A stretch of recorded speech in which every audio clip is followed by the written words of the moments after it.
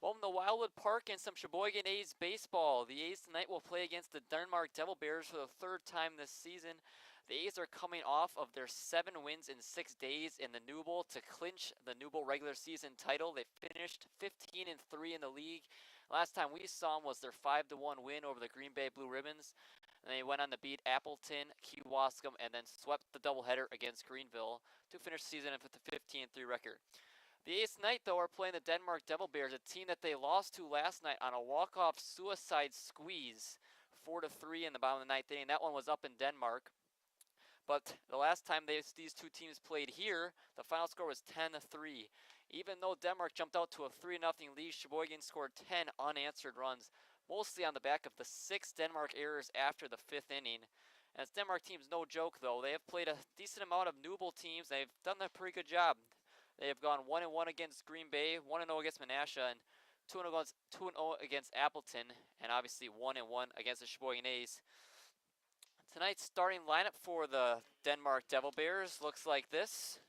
Leading off, Jacob Kleeman, he's in right field. Brennan Miller is the DH, hitting second. Hayden Kunkel is the center fielder, hitting third. Reese Johnson, the catcher, is the cleanup man. Bryce Urbanik, the extra hitter, is hitting fifth. Ethan Ozak is the left fielder. Luke Miller is playing second base.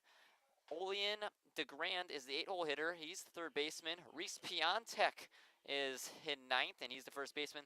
The 10-hole hitter, Isaac Dittmer, is another extra hitter. Then rounding out finally is Abe Kaponis in this 11-man Denmark Devil Bears lineup. They're using 2 extra hitters. The A's running with just a 9-man lineup. The pitcher on the mound for Sheboygan tonight is Noah Emery. He's playing his fair share of games for Sheboygan so far this season. As Jacob Kleeman steps into the box. First pitch to Kleeman is low and in the dirt. It's 1-0. The stats for Noah Emery look like this: 21 2/3 innings, and he's getting up 17 hits, 12 or 9 earned runs, and an ERA of 3.74. So he's been pretty solid. And the defense behind Noah Emery goes Braden Horn in left. In center field, it's Alex Ames. Chase Hanselman, the right fielder. Then around the horn, third to first in the infield, Hudson Wagner, Riley Palmquist, Jacob Neese, and the first baseman, Harry Stelton. Behind the plate, pushing the buttons, is Cal Casper for, as we mentioned before, Noah Emery. Emery's got 2-1 count now on the Denmark right fielder, Jacob Kleeman. Kleeman comes into this game a very hot hitter. He's hitting .353 with 9 RBIs. Next pitch to Kleeman's popped up behind third base in the left field. Horn under it, and he'll make the catch for the first out. 1 up and 1 down for Noah Emery. Emery's not looking to go too long tonight. 2 innings at max. He's going to be pitching in the Wisconsin State League Challenge Tournament on Sunday. It's not the New Bowl tournament, which the A's will play in next week here at Wildwood Park. The Wisconsin State League Tournament takes place in Oshkosh. It's a round-robin style tournament. As the pitch is in there for it's inside. It's 0-1 on Brennan Miller, the 2-hole hitter. Next pitch to Miller is in there for a strike.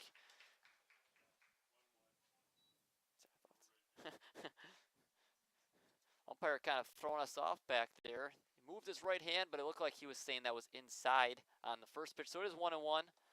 Next one is low to Miller. Miller's not an extra hitter. He is a DH.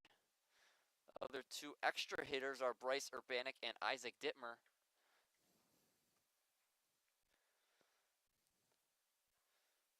Emery looks in for the 2-1 pitch. It's way outside and moves the count to 3-1.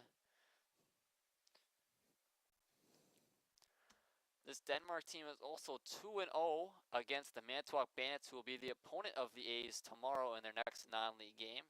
That one swung on and missed. The A's, of course, will play a championship New Bowl matchup since they were the regular season champions of the New Bowl next week. Best of 3 series. Game 1 and 3 would be at home if necessary, as Miller draws the walk. That would be the next broadcast, August 5th. Next Tuesday.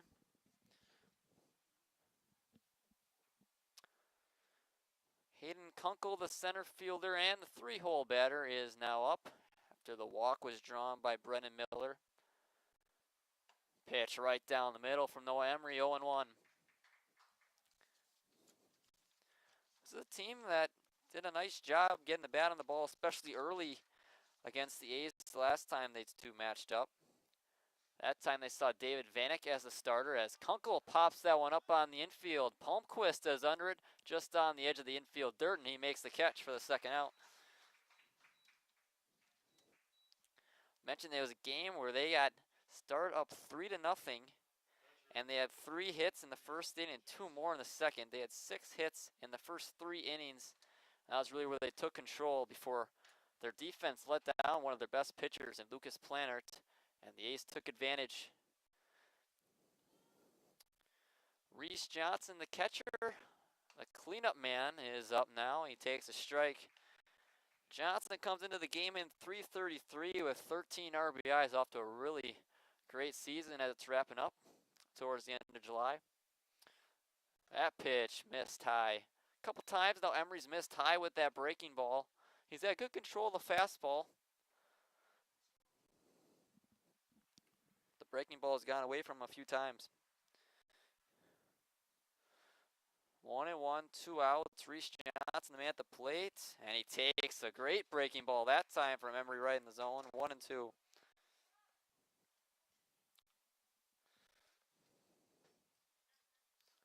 The A's do have a decent amount of substitutes tonight, so you see how many pitchers like to get in. As that one hit on the ground, perfectly executed hit and run, as Johnson will reach first on a single and move Brennan Miller over to third. Runners on the corners with 2 down for Bryce Urbanek. Don't know if it was planned, but if it was, it worked out to perfection, the hit and run that time, as Neese was moved out of place, trying to cover second for the steal. And Johnson hit it where he was supposed to be.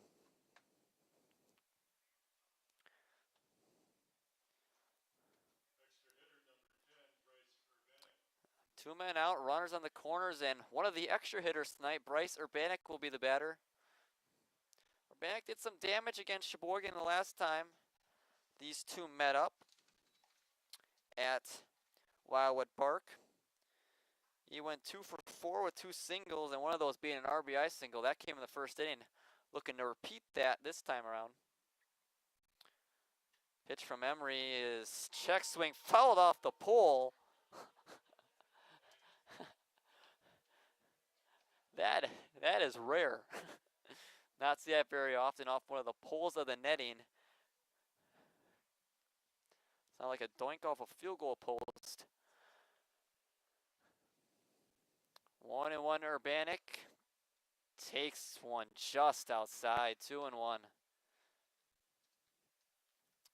Runner on third, Brennan Miller. He reached on a walk, and then the man on first, Reese Johnson, had the single through the 4-hole a couple minutes ago. 2-1 now.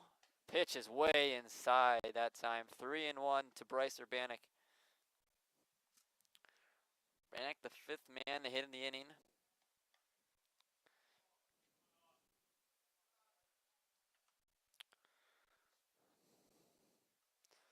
3-1, 2 outs. The pitch is high, and Urbanek draws the walk, and the bases are loaded now with 2 outs for Ethan Ovzak. 2 walks in the inning for Noah Emery. And Ovzak, he's been pretty good in his own right. Not many games played, but the average just under 400, sitting at .375. Definitely a dangerous hitter. Pitch from Emery is high. Gotta watch where he puts the pitches around here. Nowhere to put them, but don't want to make a mistake. That could lead to multiple runs scoring. 1-0. Pitch right down the middle. Great pitch by Emery. Looked like Ovzak was taken all the way. Weird jersey matchup. Both teams wearing black. The only difference is Sheboygan's got the white pants. compared to Denmark's gray. 1-1, swung on and missed by Ovzak, and it's 1-2.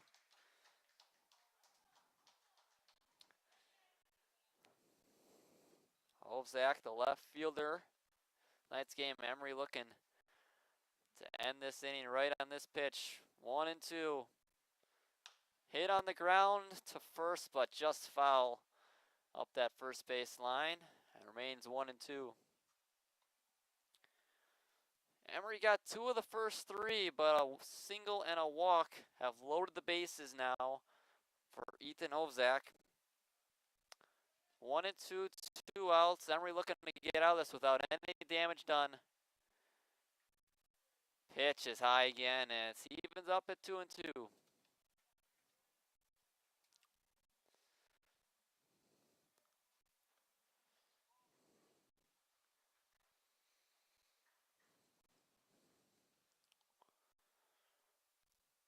Two pitch is just inside, and the count runs full. With the bases loaded, nowhere to put Ovzak. Emery looking to get him out here.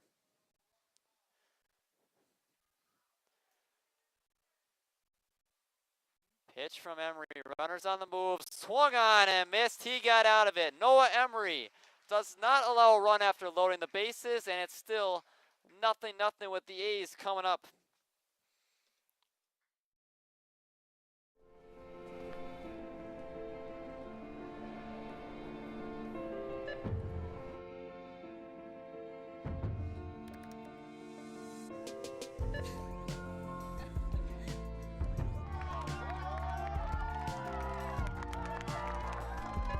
Whenever you shop Meijer, you help support programs like Boys and Girls Clubs and Girls Who Code that show kids they can dream anything and do even more.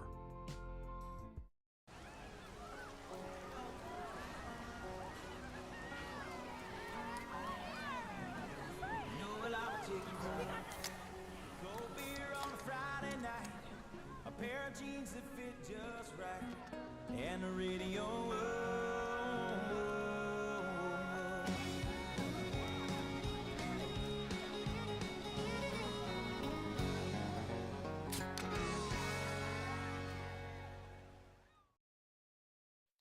Back for the bottom of the first inning at Wildwood Park.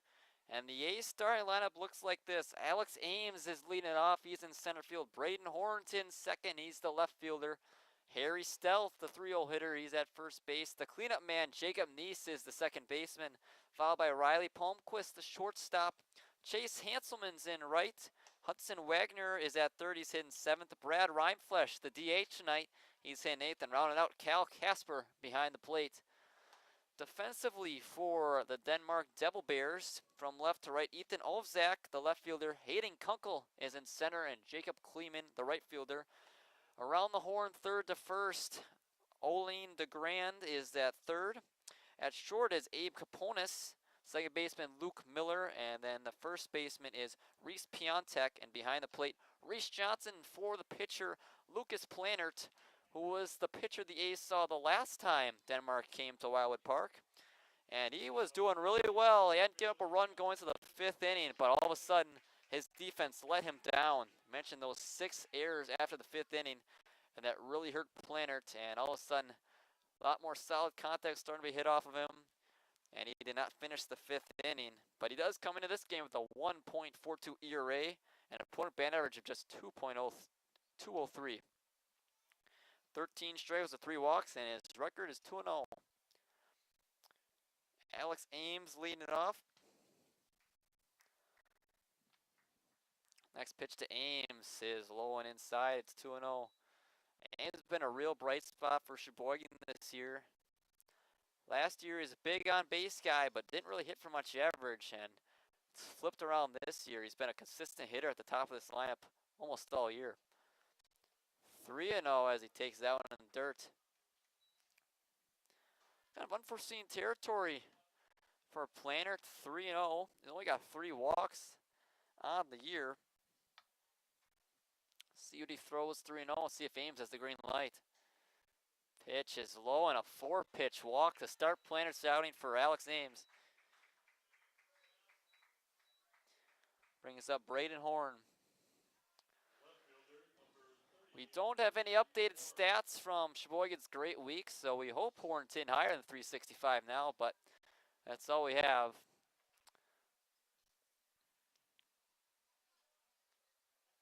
Sheboygan coming off that great week when they needed it. They came into Wednesday's action, our last broadcast, just a game up in the New Bowl, and they ended up winning it by 5 games as they finished off hot in the league, winning all 7 of the games that week as Horn fouls it straight back, and it's 0-2 on him.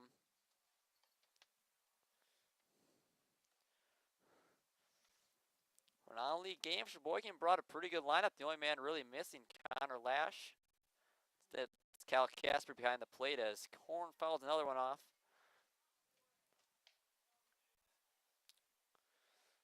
Normally for the non-league games, though, Tim Moyer likes to get in a lot of his substitutes, and they brought a decent amount of them in the national anthem. A lot of guys sitting on the third base foul line, as Horn lines one the right field, but it's going to hook foul and off the light pole.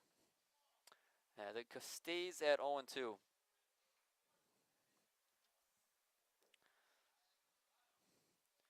Stelp, the man on deck. Horn would love to give him an opportunity with the runner in scoring position. He's down the count 0-2. Pitch is fouled off for a 4th time in a row from Planner to Horn.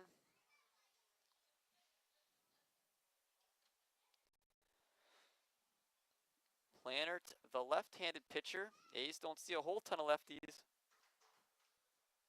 And that one lined over the head of Miller at second base. Into the right center field gap. Ames on his way to third. Horn will stay at first, and it'll be runners on the corners and nobody out for Harry Stelt.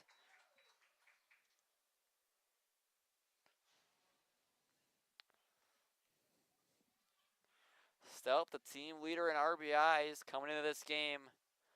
We know this is a spot he thrives in. Looking to add on to that lead this time.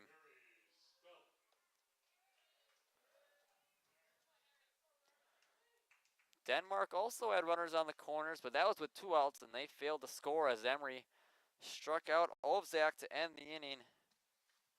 That was when the bases were loaded. Harry looking to make a different story for Sheboygan in the bottom half of the first inning. Harry lines one to center field, coming in his Kunkel, and he won't get to it. Harry still have an RBI single. It'll be 1-0 A's. And it'll be first and second for Jacob Neese. What a start off of one of the best pitchers for the Denmark Devil Bears, if not the best. It is very tough for a pitcher to face the same team twice, especially in such a short duration. Last time these two played was July 10th, not too long ago. As Jacob Neese, the batter, team leader in walks. It's been the way almost the whole year. As Neese lines one to right. Going back is Kleeman. It's going to be over his head and off the wall. Rounding third is Horn, and he'll score easily. And walking in the second, Jacob Neese, an RBI double. It's 2-0 A's, and there's still nobody out. The first 4 reach for Sheboygan, and it's 2-0, and the runners are on second and third for Riley Palmquist, a man who has been streaking lately. Average up over 270, and especially after the last time we saw him against Green Bay, we had multiple hits. Got to be close to that 280 mark.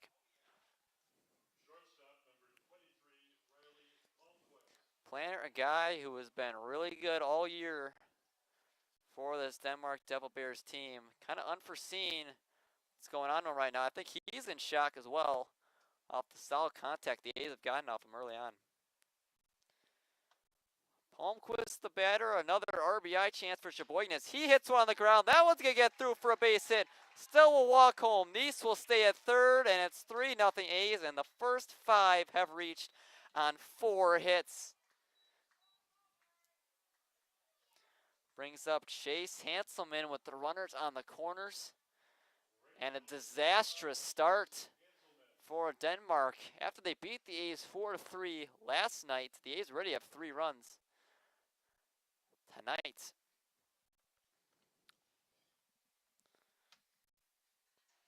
Hanselman came in hitting 257. Great guy to have hitting in your 6th hole. And he's been a really solid outfield all year as he takes strike one. Few A's not to attack early. It feels like it's been one pitch after another. The A's are smoking Lucas Plannert. It's already 3-0. First 5 have reached. 4 hits. As Handsome hits one on the ground a second. Miller flips it to short and over to first, not in time. Fielder's choice for Chase Hanselman, but the A's score again. 4-0 Sheboygan.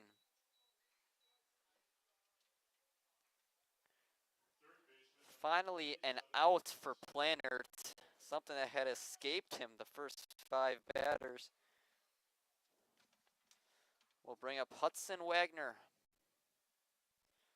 1 down. Plannert looks in. The pitch is just high. Good breaking ball that time. Just missed with it. 1-0 to Wagner. The UW River Falls man as he hits that one. Foul right near the tarp by the A's dugout. They even up at 1-1. The A's in those 7 New Bowl games that they won last week averaged 9 runs per game. Offense has been clicking lately, and it's showing early on tonight. Runner on the move, Hanselman, and it's going to be in the center field. Miller just let it go. Maybe he thought that Caponis was behind him. Throw wasn't really that far off target, but Hanselman will be in with a stolen base.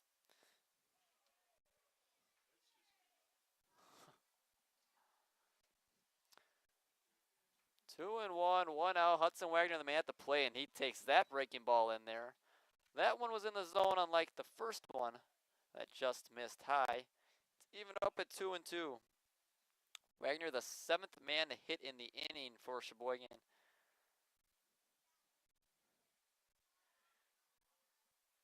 Pitch is just outside to Wagner. And how quickly the script has flipped. Denmark had the bases loaded with 2 men out and a full count and ended on a strikeout, and Sheboygan has taken that momentum and ran with it as they scored 4 early runs. Wagner hits one on the ground to short Caponis, and there's no one at third, and Wagner will be safe at first. Caponis is looking to get the lead runner at third, and third baseman DeGrand was not covering, and everyone's going to be safe. Give Wagner a base hit. And the bases are, men are at third and first.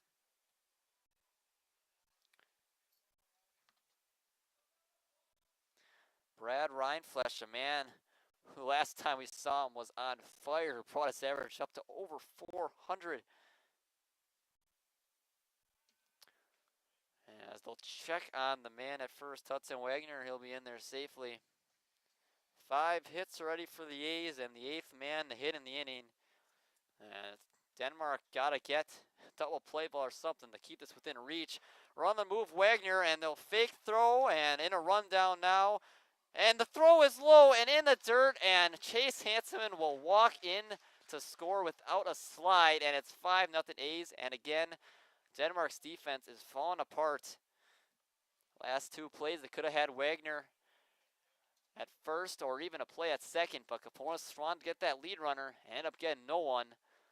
And they had Hanselman in a rundown, and again, got no one. Hanselman scores. It's 5-0, and Wagner advances to second, so work like a charm for Sheboygan. Now Brad Reinflesch has another man scoring position. 0-1 now to him. Only 1 down in this inning. Pitch to Reinflesch is high and off the mid of Johnson. And in the third easily is Wagner. And now just a sac fly or even a ball on the ground probably scores Wagner and moves this lead to 6-0.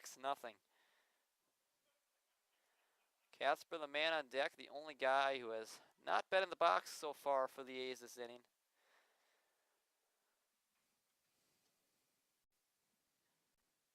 Left-hander having trouble against this A's lineup as that one is outside, 2-1.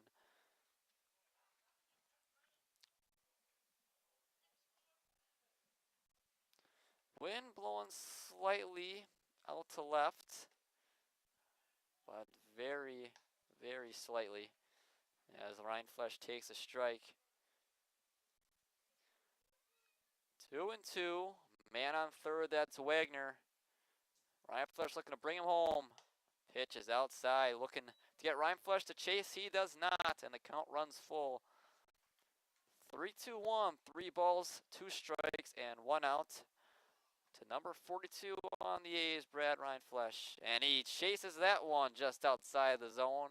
And Planter gets his first strikeout of the day. And it's the second out. Cal Casper will be the man at the plate.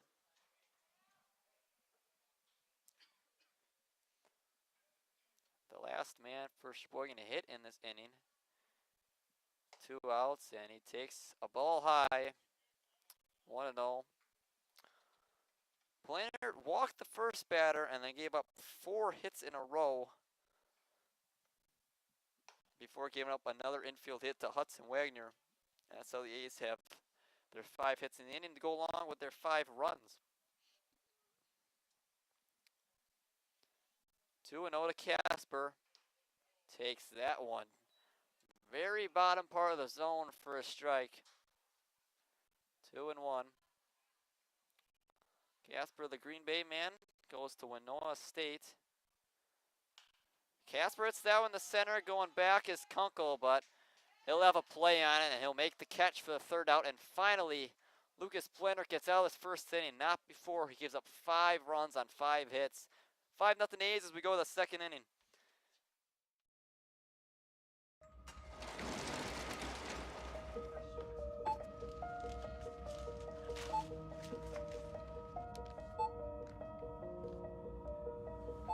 Whenever you shop Meijer, you don't just feed yourself or your family. You help support programs like Simply Give that feed our neighbors in need.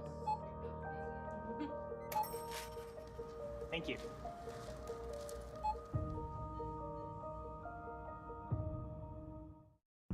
I grew up working in my family's supper clubs. This is where it started with us as far as the fish that we serve at Culver's today. We source the finest cod and batter each fillet by hand and always cook it to order. That beautiful golden brown color and flaky on the inside. The fish fry is a Midwest tradition. It's about families coming together. I love bringing this tradition to guests everywhere. Mom and Dad would be proud. Welcome to Delicious. Wingism number 1, the Flavor Saver.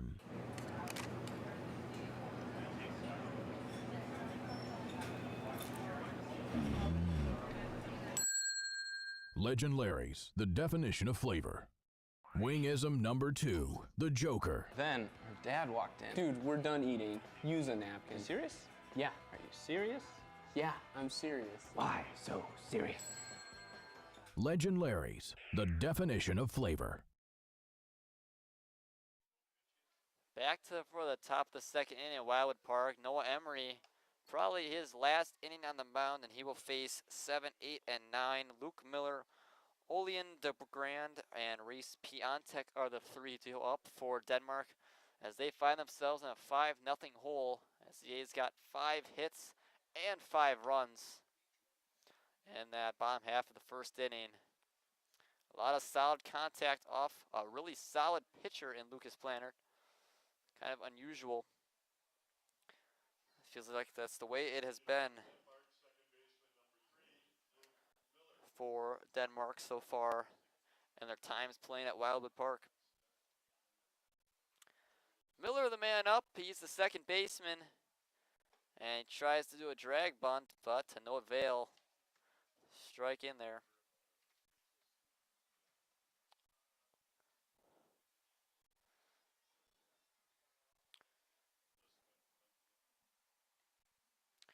Miller comes in hitting .211 as he swings and misses that time. 2 RBI and 7 walks. Very disciplined bat and the lower end of this Denmark order. 0-2. And swung on and missed. Back-to-back strikeouts from Noah Emery as Miller goes down swinging.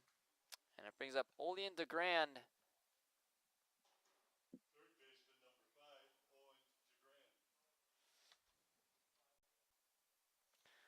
DeGrand hitting 231 with 2 RBIs. As he swings and misses. Great start to the inning for Noah Emery. A lot of whiffs.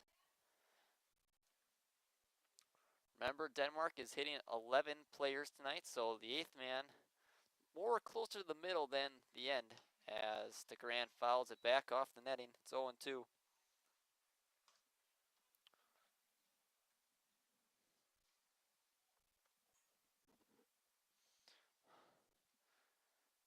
Emery off to a hot start in the second inning. Got a strikeout, looking for another one.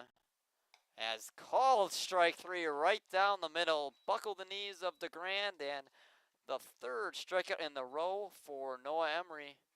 And I'll bring up Reese Piontek, the first baseman. Number 15, Reese Piontek. Piontek comes in hitting 133 so far this season. Pitch in there for a strike. Another great pitch by Emery.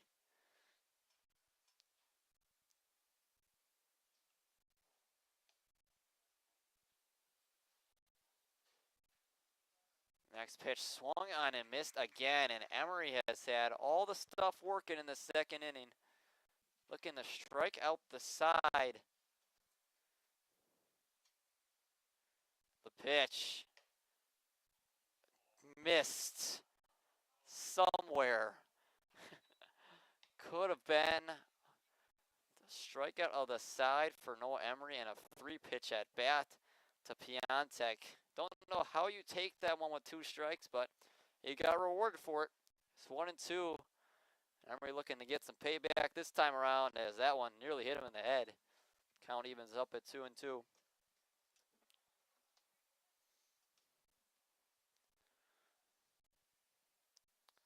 It was probably Emery's last inning as he's pitching Sunday in the Wisconsin State League Challenge as another pitch is low and the count runs full. Was so close to that immaculate inning. Didn't want to say anything. Always jinx it. We saw what happened last time. Marty mentioned it. 3-2 as Piontek pops it up, but that'll get out of play. Thought we were going for a roof shot that time, but a little bit further.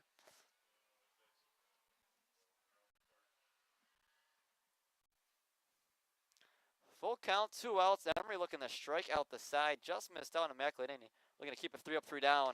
Say, pitch is high, and Piontek draws the walk. That'll bring up the 10-hole hitter, Isaac Dittmer. One of the extra hitters, the second one to hit so far in this Denmark lineup. Dittmer comes in hitting 179. He's got 5 RBIs and 4 walks. So we're nearing the end of this summer season. 2 men down for Emery, and that pitch is fouled back by Dittmer.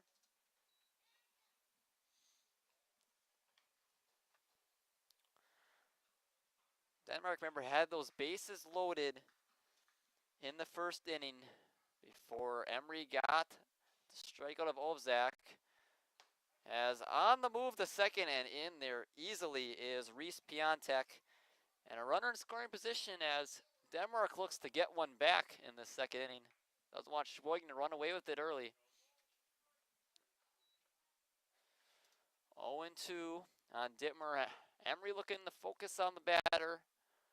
And end the inning right here. 0-2. Dittmer takes high. Couldn't get him to chase that high up the ladder. It's 1-2.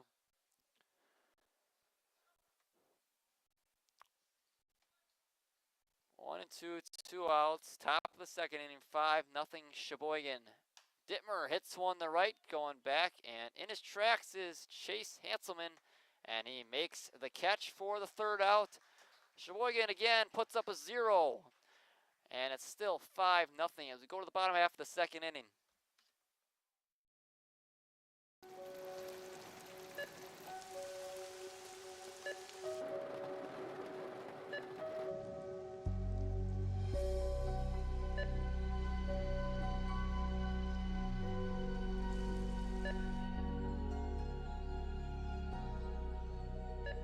Whenever you shop Meijer, you help support organizations like Hope House Mission and New Hope Shelter that give people around here warmth, shelter, and care. Me smells the great taste of Sheboygan. What does it take to stay in business for 75 years? It's not only featuring USDA choice beef. It's not caring about every single one of our 30 varieties of bratwurst. Nope. After being family owned for 3 generations, we've learned it's about you. At Miesfeld's Market, we give back to the community and our customers always come first. Since 1941, we've been feeding our neighbors, so come by and see what we've got today. Wingism number 3, the Peter Heater. Oh, so hot. Oh, so hot! Legend Larry's, the definition of flavor. Wingism number 4, tea time. What are you, having tea with the queen? For the second consecutive inning, Alex Ames will lead off, this time the bottom of the second, after the A's batted around in the first inning. Got those 5 hits and 5 runs. And Ames, the leadoff man, will lead off again as he takes a first pitch inside for a ball. Kind of a questionable call by the umpire. Don't know if it was a ball or strike. 1-0. Ames hits one to center, but right at Hayden Kunkel, and he'll make the catch for the first out. Bring up Braden Horn, who started off that hit parade in the first inning. Started off the 4 consecutive hits, and 5 of 6 batters in a row had a hit. Pitch, Horn takes high for a ball. The first 4 batters in the first inning all scored for the A's. As that one taken outside. And just like the hits, 5 of the first 6 scored. The only out was accorded on the fielder's choice by Chase Hanselman. Horn fouls it back. Horn fouled off 4 pitches in a row last time off player before ripping his single.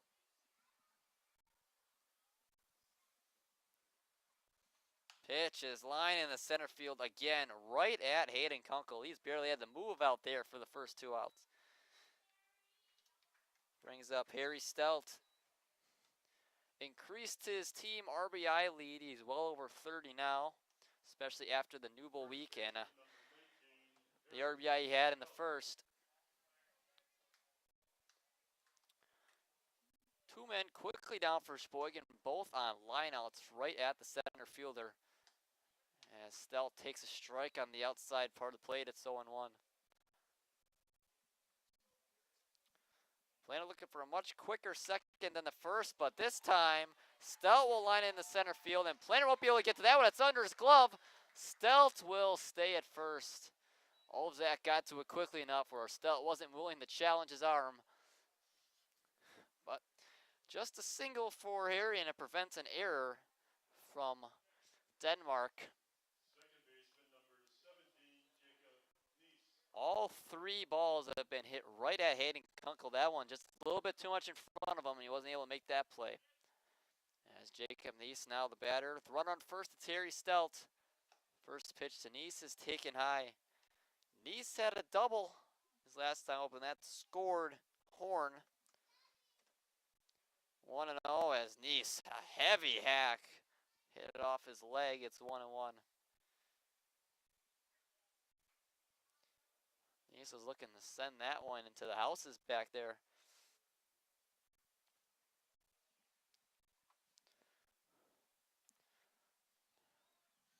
One and one, 2 outs. Another hit in this inning for Sheboygan, up to 6. Neese hits one sharply under the glove of Caponis and in the left field for a base hit. 2 more men on for the A's, and another base hit. Brings up Riley Palmquist.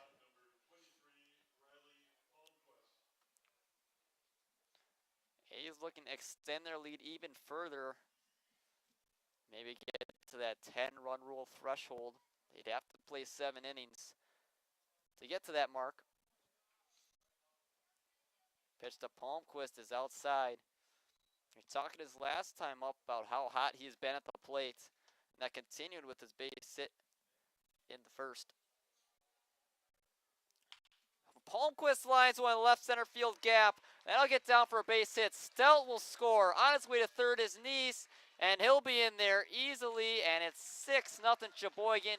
Another hit and another run.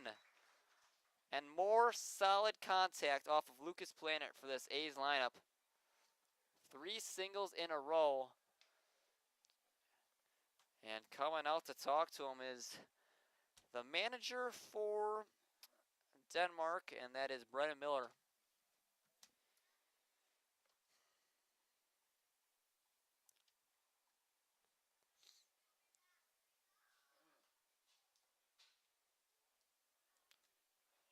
Conversation with Miller after he got the first 2 men in the inning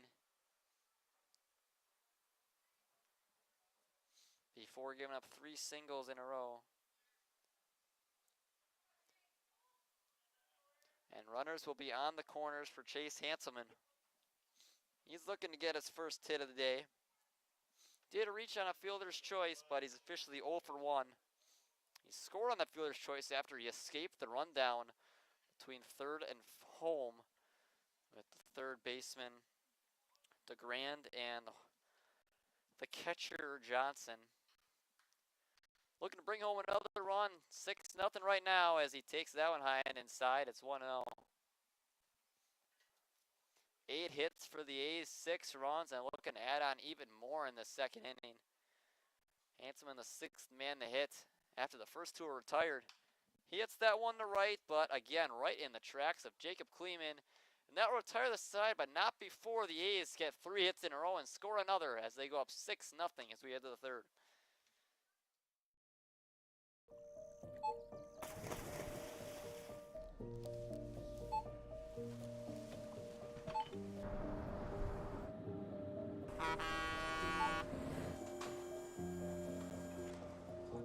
Whenever you shop Meijer, you shop for more than yourself.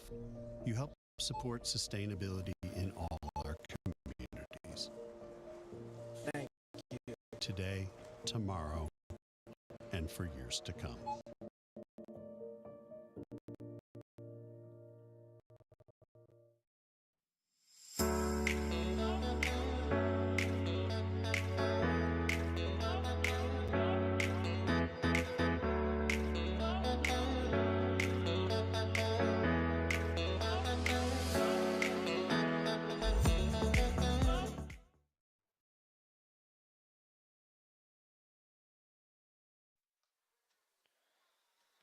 Back for the top of the third inning, it's 6-0 A's, and Emery is back out on the mound for his third inning of work.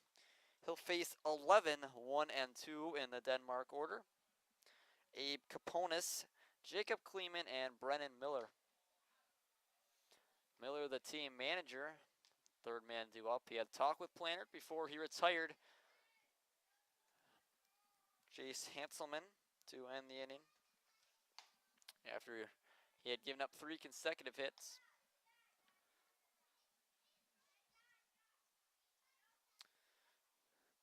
Emery looked a lot stronger in that second inning, almost had an immaculate inning. He was 1 pitch away before a close miss. And then he ended up walking that better Reese Piontek before getting Isaac Dittmer to fly out to Hanselman and right.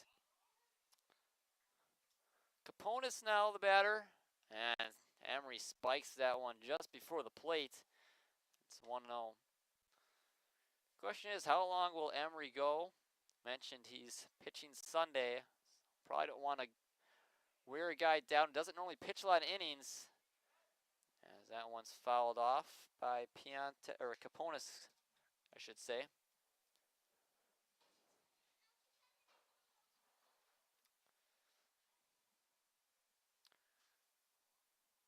Pitch from Emery is lined in the left field for a base hit. It'll get down in front of Braden Horn. And the second hit of the day for Denmark, it comes off the bat of Abe Kaponis, the 11-man in the order. It'll flip the lineup card back over to Jacob Kleeman, a dangerous hitter in his own right. I mentioned last time he was up, he's hitting over 350. He flew out the horn and left his last time up.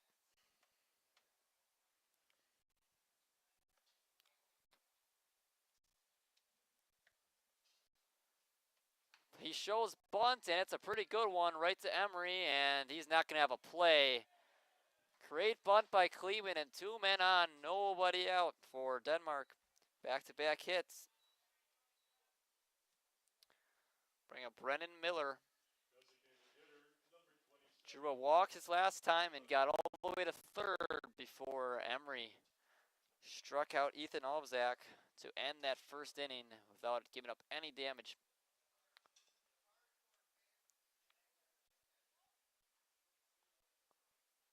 Pitch from Emery, another showing bunt, and on his way to third, and great heads-up play by Abe Kaponis. He caught Hudson Wager and Noah Emery napping. And runners on the corners and nobody out. Denmark looking to make a dent in the Sheboygan lead. Still early on in the third inning. Pitch is hit on the ground. Stelt steps on the bag at first and holds Kaponis at third.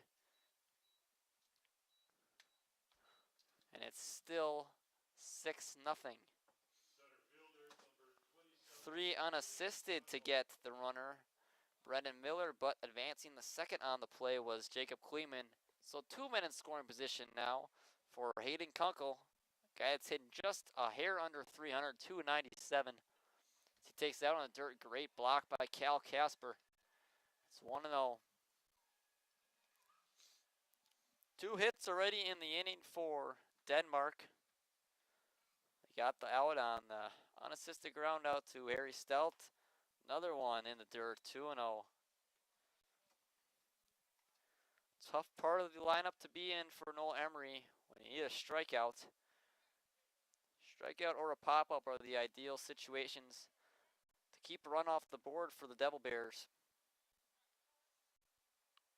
That one missed, 3-0. You wonder if Emery's maybe pitching around Kunkel to get a force out at any base. Maybe get that double play ball to get him out of the inning. That one's a strike. Kunkel thought he had a walk, but home plate umpire disagrees. 3-1, 1 out. Emery looking to come back in this count against Hayden Kunkel. Swung on and missed. Heavy hack by Kunkel, and the count is now full. Huge chance for Emery. Stealing out after he was down 3-0. Pitch. It's lined up the middle, a base hit. 1 run will score. That's Kaponis, and on his way home is Kleeman. The throw in. Casper, the tag. Safe. Just late.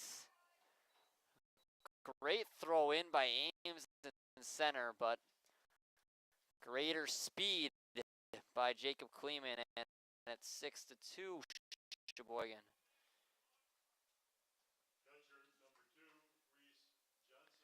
3 hits in the inning for Denmark, and they've gotten 2 runs out of it.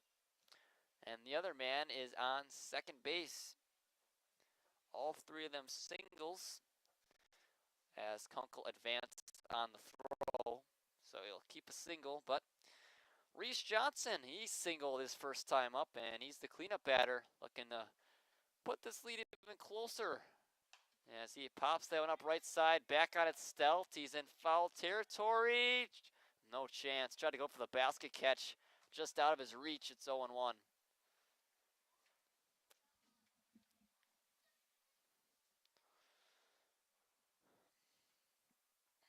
Emery gave up back-to-back hits to start this inning before the unassisted ground out. And then came back after being down 3-0 to Hayden Kunkel before giving up the line drive base hit into center field. That scored 2 runs.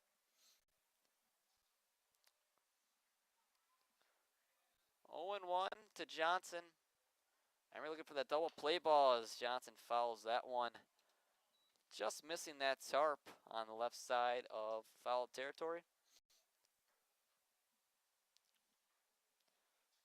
4 hits now for the Devil Bears, compared to 8 for the A's. Johnson takes high, 1-2. Denmark, like we mentioned before, is no pushover of a team. They've had some pretty good battles with some of Sheboygan's newable opponents, as Johnson fouls that one back, including records of 1-1 versus the Blue Ribbons, team that finished second in the newable, and a team Sheboygan was fighting with almost to the very end.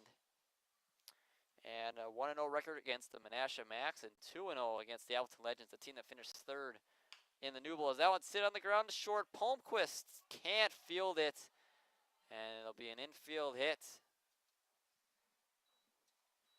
for Johnson and the runners on the corners again.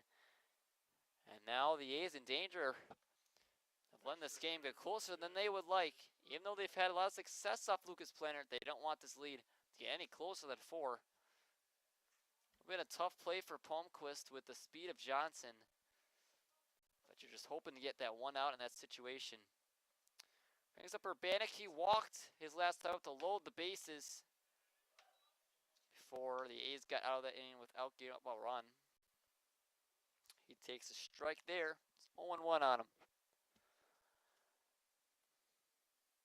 4 hits now in the inning for Denmark, as that one's lined to right. Going back is Hanselman, and it's foul. Just barely foul. Hanselman had fairground covered pretty well, but there's no chance he's going to make it all the way to the warning track on the right side.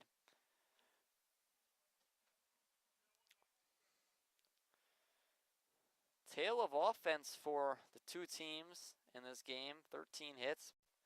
And we're not even through 2.5 innings. But it's 0-2, and a big strikeout situation for Noah Emery. Strikeout or a ground ball. 0-2 to Urbanik, one of the better hitters in this lineup as he calls time and resets. Urbanik comes in hitting .289, 17 RBIs. He's got 10 walks to go along with it, make it 11 after his first inning walk. He's in a hole, 0-2, as he check swings, and he went around and the throwback to first. It'll be dropped, and no chance. Get the runner first, Reese Johnson, but a strikeout and a huge one at that for Noah Emery to make it 2 down. 4th strikeout of the night for Noah Emery. And now Ethan Olfzak, another huge situation for him with runner in scoring position to make this lead for Sheboygan a little slimmer.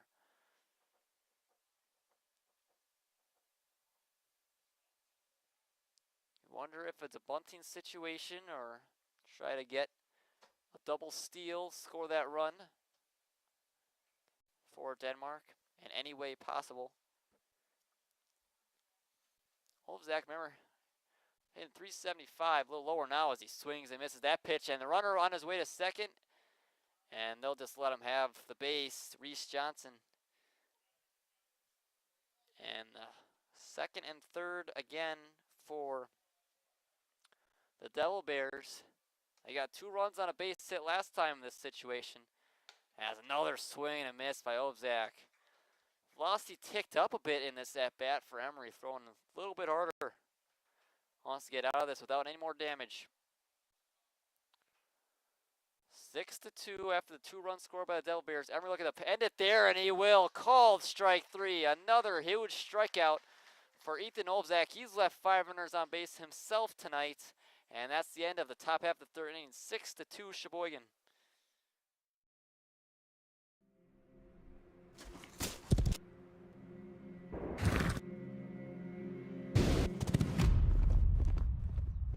Let me tell you a story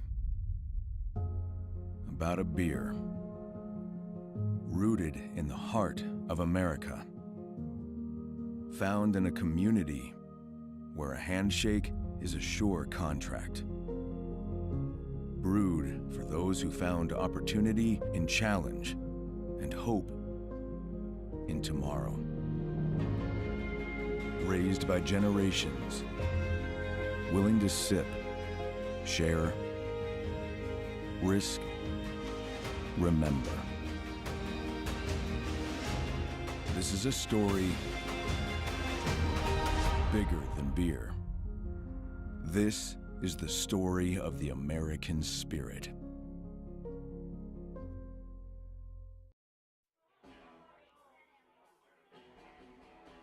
All right, guys, we got teriyaki, honey barbecue, and mild. Enjoy.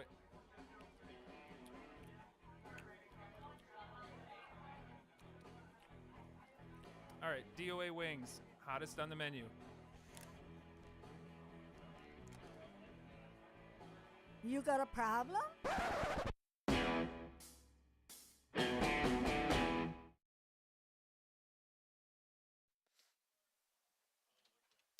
Back for the bottom half of the third inning, and Denmark got 2 back, but it's still a 4-run lead for the A's, and Lucas Plannert back out there for his third inning of work. He will see 7, 8, and 9, and that is the end of the A's order. They are not batting 11 like their opponent tonight, the Devil Bears, and that'll be Hudson Wagner, Brad Reinflesch, and Cal Casper. Leading off for the A's, third baseman number 27, Hudson Wagner. Wagner singled on that weird infield hit his last time up, ball right at Caponis. He wanted to get that lead runner, but DeGrand was not covering the bag, and everyone was safe. Pitch to Wagner is way inside and hits him straight in the back, and the A's have another runner on base.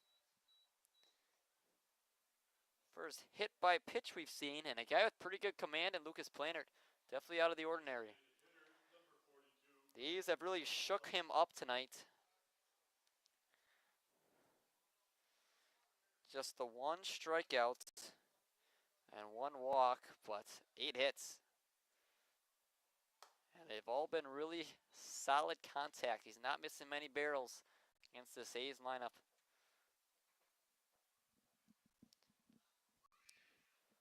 One note to Reinflesch, he takes another one high. It's 2-0.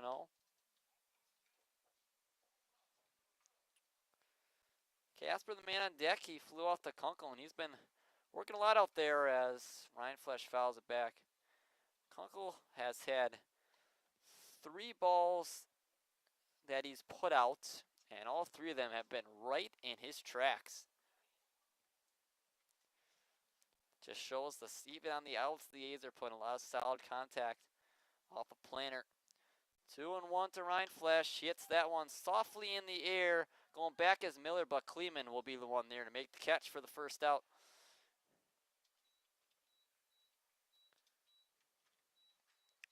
Brings up Cal Casper, the man who did fly out to Kunkel.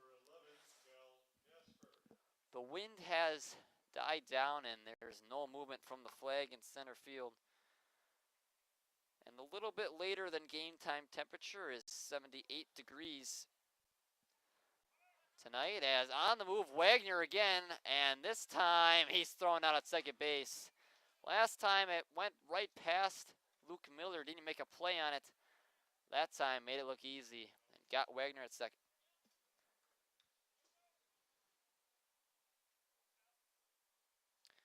So even though Wagner's hit by the pitch, the first 2 have gone down after the caught stealing. It's 0-1 on Cal Casper.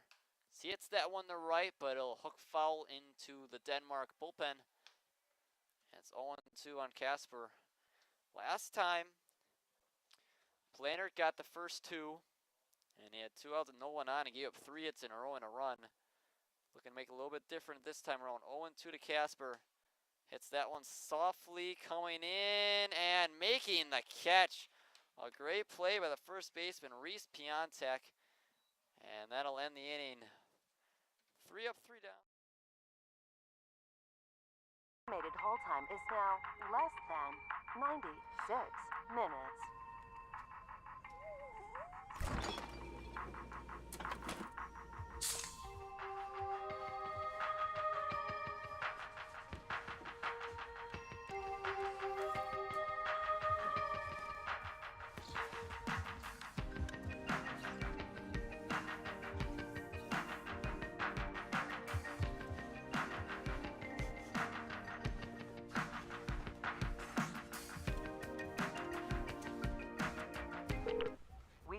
your patience.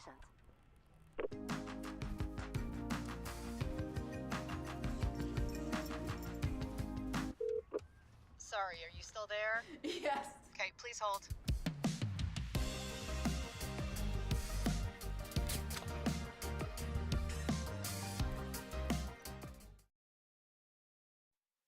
Back for the top of the fourth inning. It's still 6-2, and it's still Noah Emery out on the mound for the A's. He's entering his fourth inning of work, and he will see 7, 8, and 9 again. Luke Miller, Olin DeGrand, and Reese Piontek. Piontek was the one who made that nice running catch in foul territory to end the third inning, and the first clean inning for Planer, even though he hit a batter, still faced the minimum. And put up his first 0 of the day against the A's lineup. Emery looking to do the same in the fourth inning after he gave up 2 runs his last time up on 4 hits from the Devil Bears.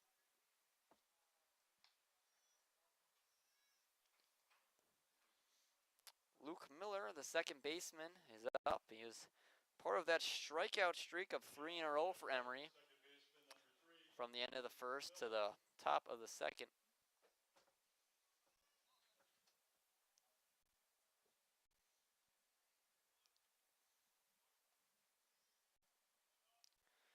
First pitch to Miller is hit in the air and foul territory. Running after it is Wagner, but that'll get out of play.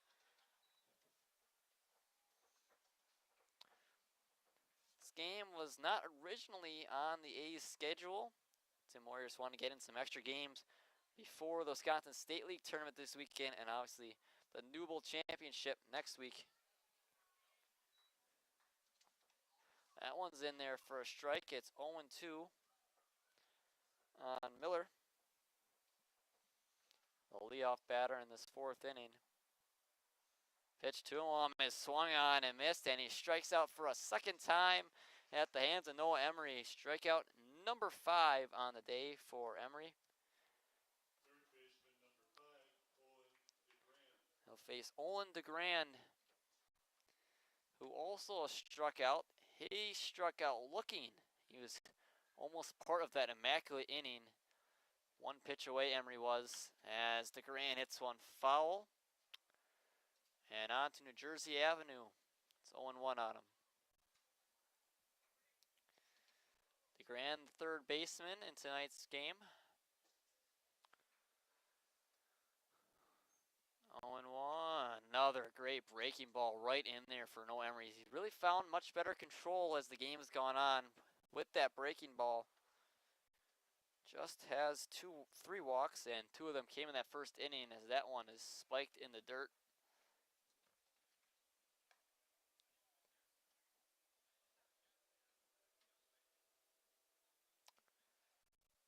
One and 2 with 1 down for DeGrand. Pitch is hit on the ground, but right at Jacob Neese.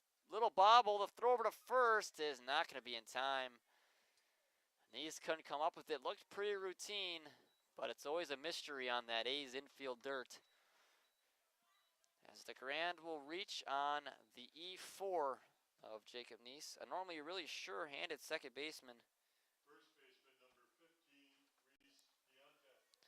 Reese Reese Piontek. Piontek drew a walk his last time up. That came in the second inning. We're straight at second base as he takes a strike after he stole the bag before Isaac Dittmer flew out to right to end that inning. That was the cleanest inning we've seen from Noah Emery. Faced just 4 batters. Other than that, it's been a lot of traffic as swing and a miss, and on his way to second, and the pick cannot be made by Neese, and stolen base for DeGrand, but on the bright side, it's 0-2 on Piontek. Last time these two met up, Piontek was also 0-2, or he was 3 and yeah, and they drew the count to 3-2 before drawing a walk.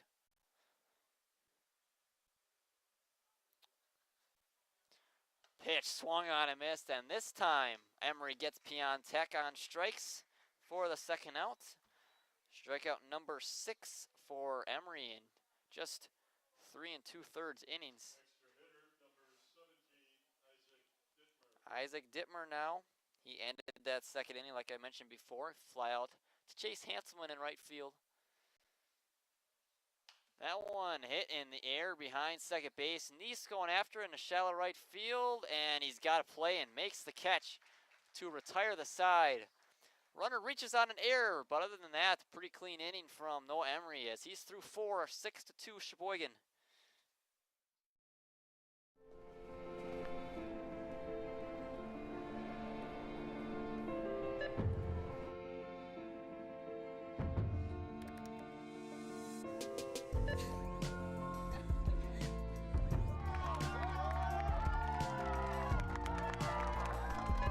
Whenever you shop Meijer, you help support programs like Boys and Girls Clubs and Girls Who Code that show kids they can dream anything and do even more.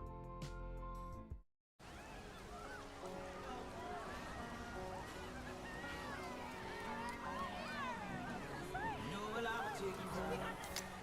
Cold beer on a Friday night, a pair of jeans that fit just right, and the radio.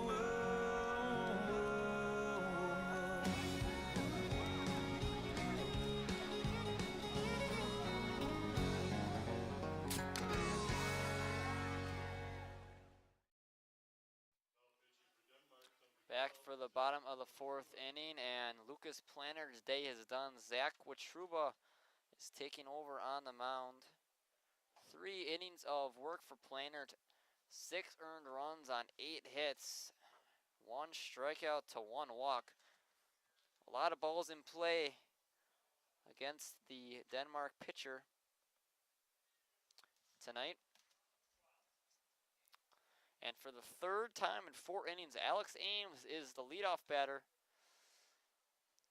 He is 0 for 1 with a walk and a flyout right to Hayden Kunkel. First inning, or the last inning in the 3rd, was the first time Sheboygan really didn't pose any threat of scoring as they went face the minimum Planner. That's how he ended his day. As Ames takes high on the first pitch of the outing for Zach Witruba. Still 6-2 A's as Ames takes another one high. Ames saw a 4-pitch walk to start off the game against Planner, a guy who doesn't walk many batters, and that was his only walk other than the hit by pitch. It was the only way a runner reached, not via a hit or ball in play. 3-0 on Ames, and he takes one inside, and both times a new pitcher's been in. Ames has seen a 4-pitch walk to greet him, and he reaches on the walk, and the A's have their leadoff batter on for the 3rd inning, 3rd time in 4 innings, as Brayton Horn is the batter. He's 1 for 2. He had a sharp liner his first time up, and then another sharp liner, but it was right at Kunkel. So he's officially 1 for 2 as he takes a strike there, make it 0-1.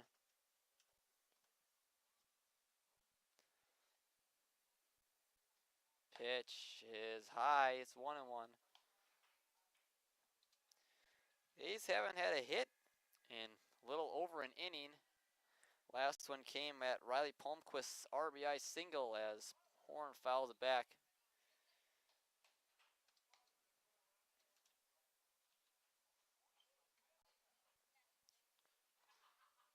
1-2 on Horn. The runner on first, Ames. He reached on a 4-pitch walk just a few pitches ago.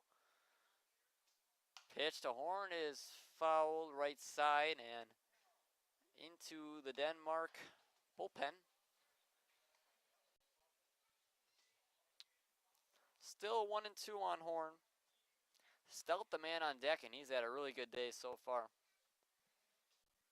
1-2, Horn takes a called strike 3 on the inside part of the plate. Witruba gets his first strikeout of the day, and it's also the first out he's recorded of the day. And that'll bring up Harry Stelt. Still with the runner Ames on first. Stelt 2 for 2 with 2 very hard hit singles. Scored both times. Runner on the move, Ames, and he'll be in there without a throw. And it's 0-1 to Stout.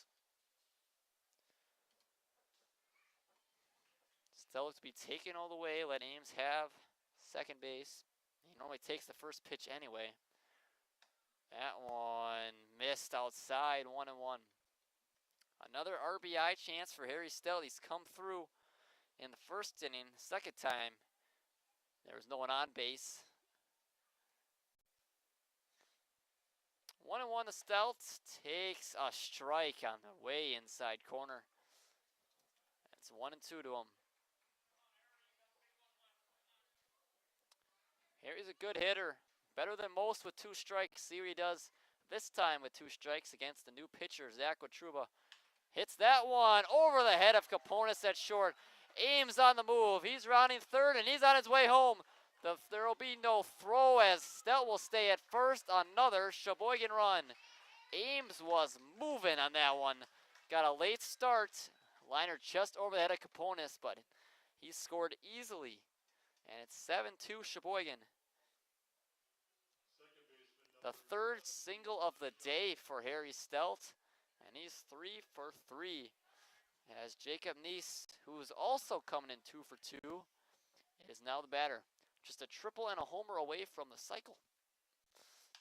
Hits that one softly in the air. Going out is Miller in the Bermuda Triangle, but it's caught by Zach Miller in the throw over to first. And there's no one there.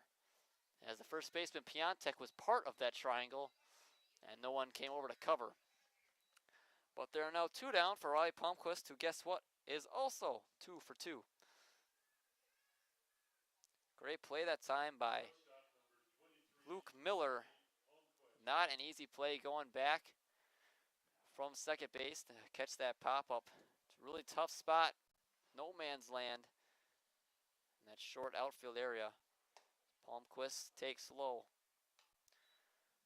Gary's still at first after he brought home Alex Ames to increase the Sheboygan lead to 5.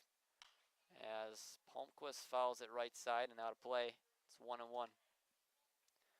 Here in the bottom of the 4th inning, Sheboygan scored in 3 of the 4 innings, and they have 9 hits now. They lead this game 7-2.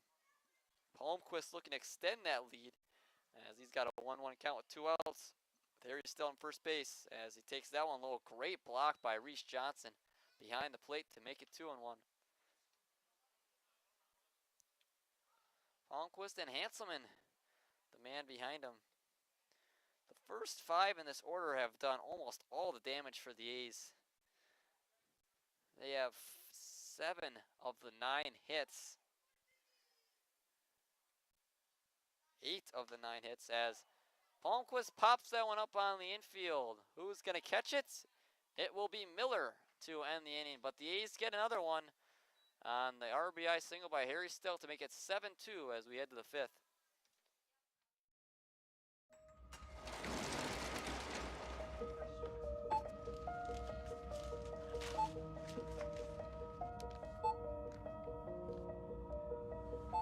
Whenever you shop Meijer, you don't just feed yourself or your family. You help support programs like Simply Give that feed our neighbors in need.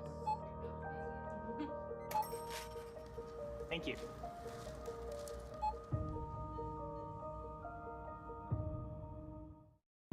I grew up working in my family's supper clubs. This is where it started with us as far as the fish that we serve at Culver's today. We source the finest cod and batter each fillet by hand and always cook it to order. That beautiful golden brown color and flaky on the inside. The fish fry is a Midwest tradition. It's about families coming together.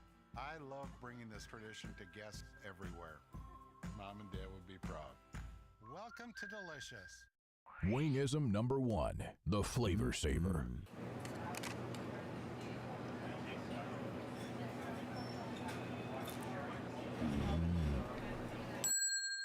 Legend Larry's, the definition of flavor.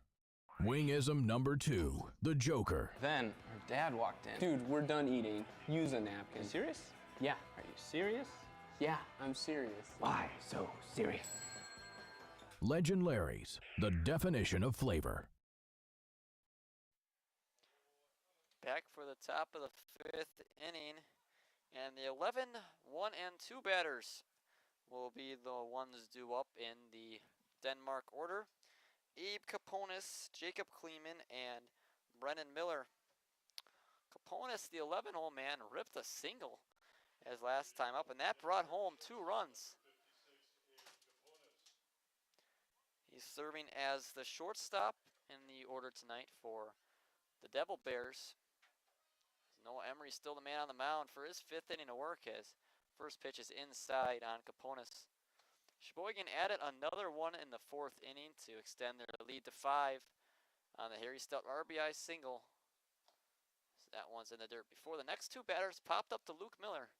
Both very different situations. One had him going back to his right behind second base in the Bermuda Triangle to make a tough catch. The other one right on the middle infield. Didn't barely have to move as Kaponis swings and misses that time. It's 2-1 on him.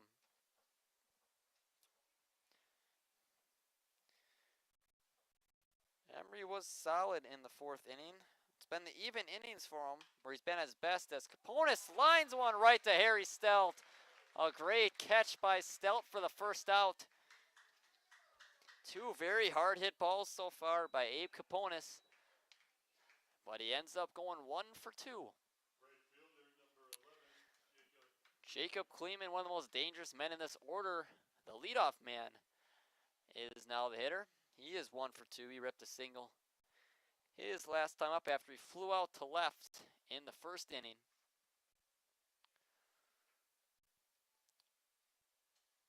First pitch to Kleeman is in there for a strike. Great pitch by Emery, paying that outside part of the plate. Kleeman, the left-handed batter, seeing a right-handed pitcher. Pitch is hit on the ground softly but foul. Bounced up and hit the net. And in a hole now, 0-2.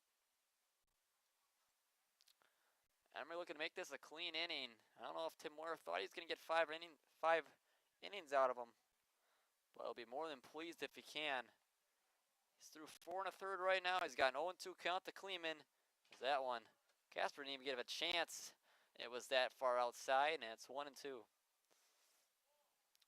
No need to risk your body when there's no one on base. Just call the ball and move on.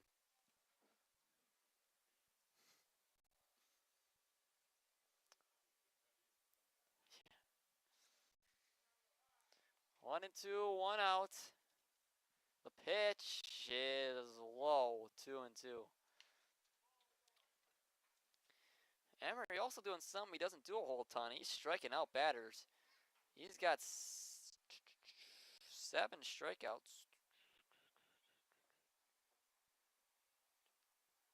7 strikeouts through 4 1/3. That one line to right, and that'll be cut off by Hanselman. Great play by Hanselman to keep the runner at first. As Nolan Sand has entered the game. He is the new shortstop.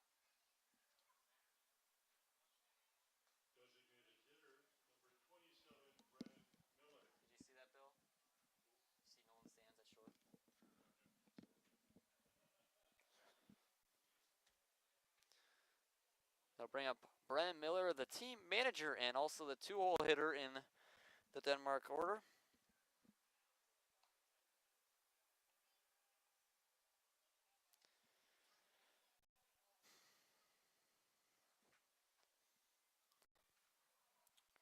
A line out to third, got Emery his first out, but then a single that was no chance to be caught by Hanselman and right is how Denmark has started off this 5th inning. Still in a 5-run hole as they have been for most of this game. Fluctuated between 4 and 6. And we're at the median right now of 5.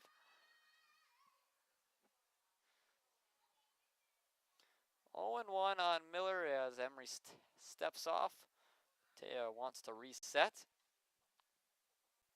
before facing the 2-hole hitter. And the DH as Miller takes one for a strike. The throw down the second is not in time. Kleeman steals second base. But strike on Miller evens up at 1-1.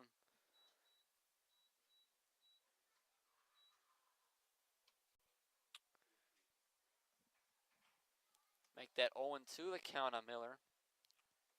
And this is the part of the lineup that's done a lot of damage today. As Miller hits one sharply on the ground, Sand makes the play. The throw over to first in time to Harry Stelt to retire Brennan Miller for the second out. And Hayden Kunkel is the man up. He's 1 for 2. He's got a single. And Emery looking to finish off a very solid outing if he can get out of this inning. Keeping Denmark at 2 runs through 5 strong innings. The pitch is way low. Great job by Casper back there again. He's been real solid all year behind the plate. Not a whole lot has gotten past him.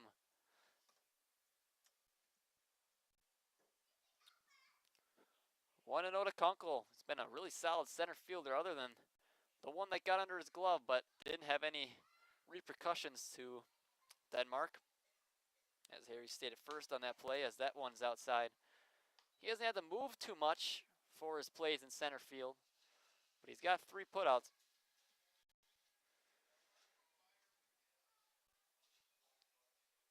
Two and 0. Pitch right down the middle from Emery. 2-1.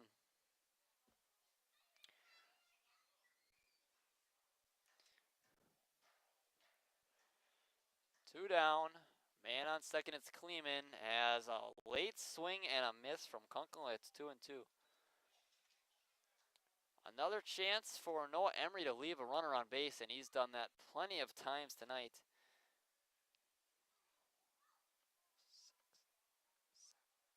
He's left 7 runners on base thus far through 4 innings. He's looking to make that 8 if he can get Kunkel here.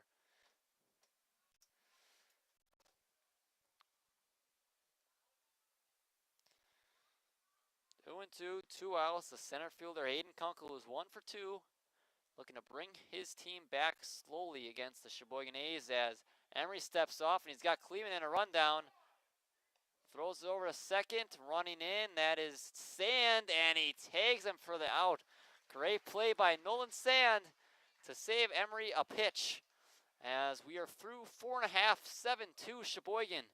As we head to the bottom half of the 5th inning.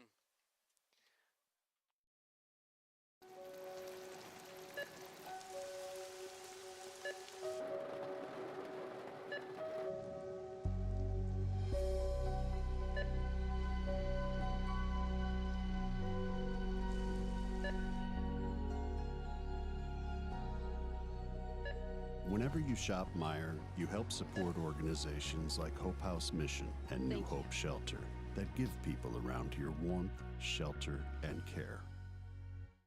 Me spells the great taste of Sheboygan. What does it take to stay in business for 75 years? It's not only featuring USDA choice beef, it's not caring about every single one of our 30 varieties of bratwurst. Nope. After being family owned for 3 generations, we've learned it's about you. At Miesfeld's Market, we give back to the community and our customers always come first. Since 1941, we've been feeding our neighbors, so come by and see what we've got today. Wingism number 3, the Peter Heater. Oh, so hot. Oh, so hot! Legend Larry's, the definition of flavor. Hello. Nice. Legend Larry's, the definition of flavor.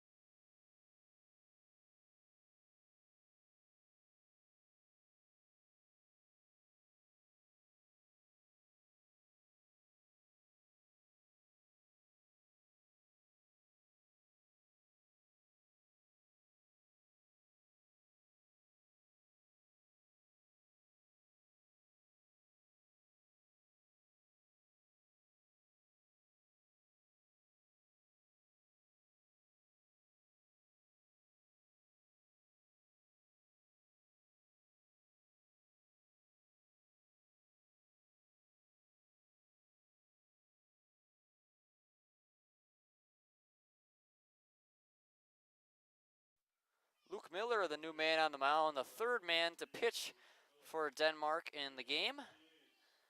And it's still 7-2 as we enter this bottom half of the fifth inning, where Truba moves to second base, but Miller will still be the hitter. Hanselman will lead it off. He reached on a fielder's choice and came around and scored after avoiding a rundown, and then flew out to right his last time up, right in the tracks of Jacob Kleeman.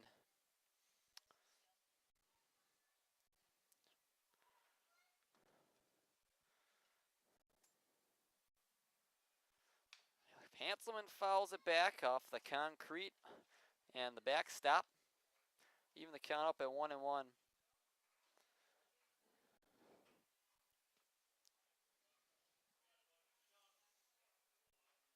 Two runs on 6 hits for Denmark. No errors. 7 runs on 9 hits and 1 error for Sheboygan are the line scores through 4.5 innings, right at the midway point of this game. As Hanselman's got a 2-1 count in his third at bat.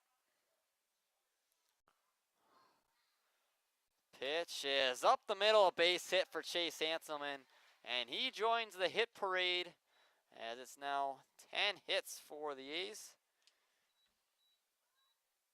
He leads off the fifth with a single. Hudson Wagner is now the batter, and the first 7 men in the Sheboygan A's lineup have a hit. And 3 of them have 2. It's been that kind of night for the A's offense early.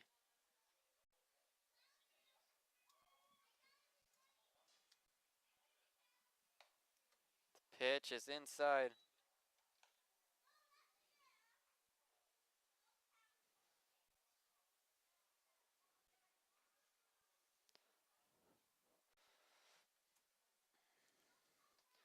One 0, and that one's a strike high. Right at the top of the zone to Hudson Wagner. Wagner singled on that weird infield hit, and then he was hit by a pitch on his first pitch of his second at bat. This time he's seen a little bit more as it's 1-1 to him, as Wagner takes one inside and nearly got hit a second time, but it's 2-1. Sheboygan scored in all but 1 inning, and they've had the leadoff man on in 4 of the 5. They've had traffic all night. As Wagner pops one up, foul territory. Piontek giving it a look, but he's not going to have a chance. It lands in the Denmark bullpen. As counts even up at 2-2.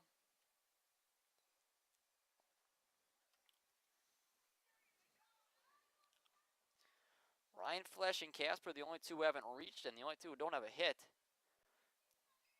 On the move, Hanselman, and the pitch is inside, and without a throw, Hanselman will be in the second base.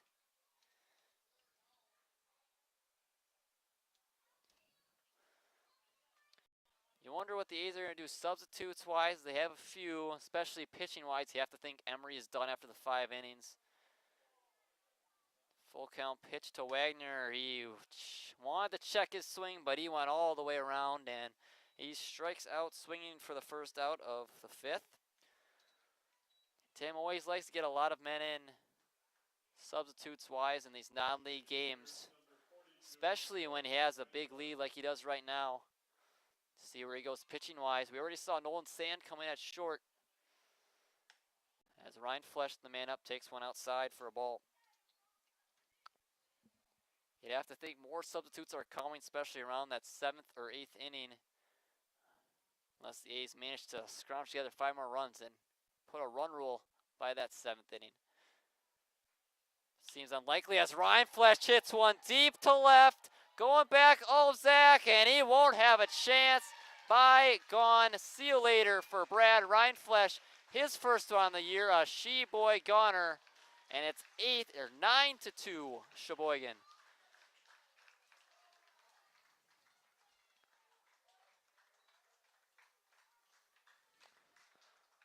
What a jack by Brad Ryan Flesh. We saw him show his power the past couple of years. Hadn't shown it yet until now. And he did it with style. Olzak went all the way back to the wall, but he definitely knew from the beginning he wasn't going to have a shot at it. And another base hit for the A's, and now Cal Casper is the only one missing out on the hit parade so far. The first 8 men in the lineup have a hit.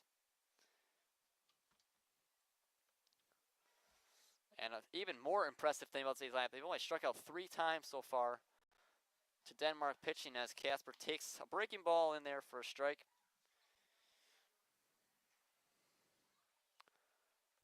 Oh and 1, 1 out, 9-2 now Sheboygan as Casper takes one inside. Now Sheboygan just 3 runs away from making that run rule a possibility. As that one low, and Johnson didn't give much effort to it.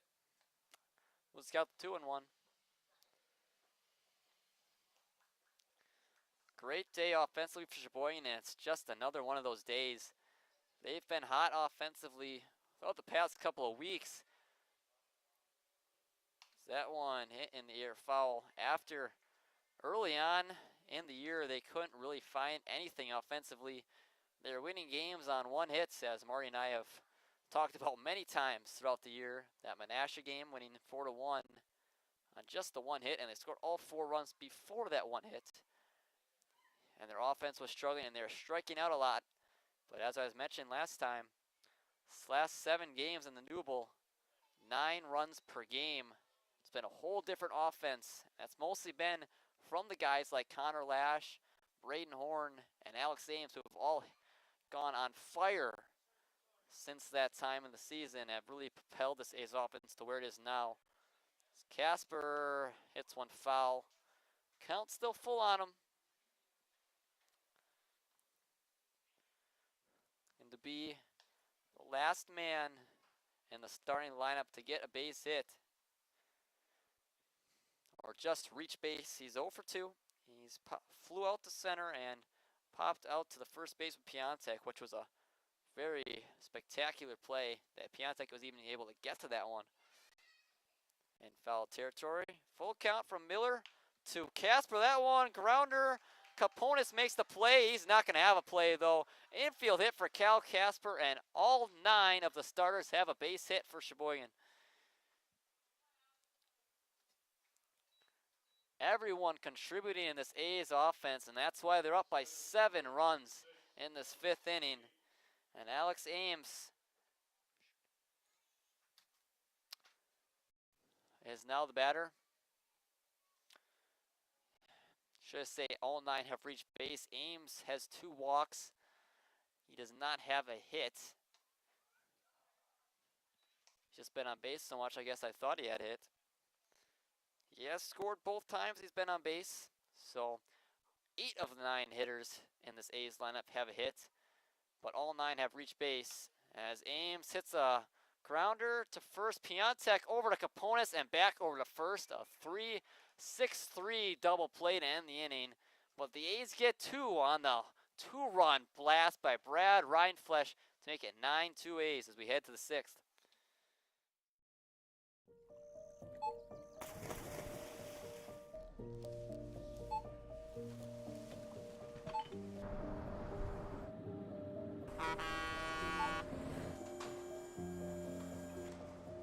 Whenever you shop Meijer, you shop for more than yourself. You help support sustainability in all our communities. Thank you. Today, tomorrow, and for years to come.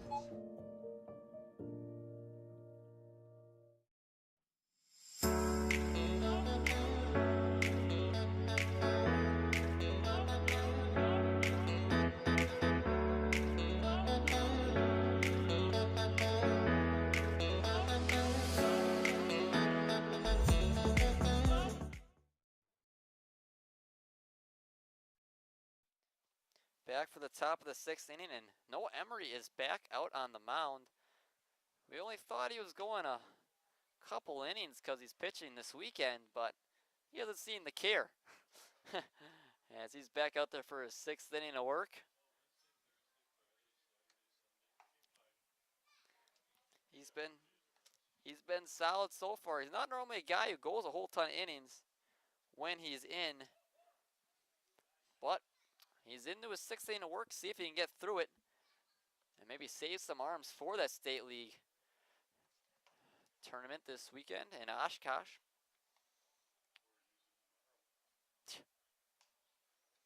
And also the A's do have that game tomorrow night against the Manitowoc Bandits. A team they were supposed to play very early on in the season, but that game got rained out. A team also that Denmark is 2-0 against this year. Hopefully Sheboygan can have some success against them,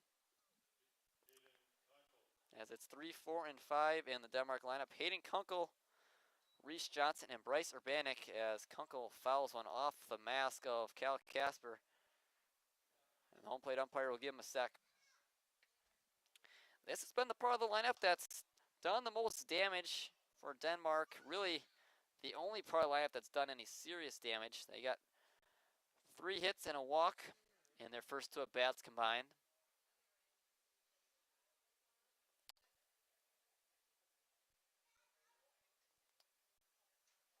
It's 0-1 on Kunkel.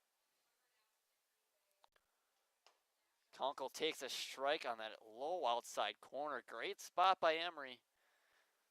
He's got Kunkel 0-2 now. Into the 6th inning now, and Sheboygan's really pulled away ever since the first. And they got those 5 runs, and they've scored in 4 of the 5 innings. 5-1-0-1-2 are the innings, score by innings for the A's tonight. And then 0-0-2-0-0 is Denmark's. As the pitch is high to Kunkel, and it's 2-2 on him.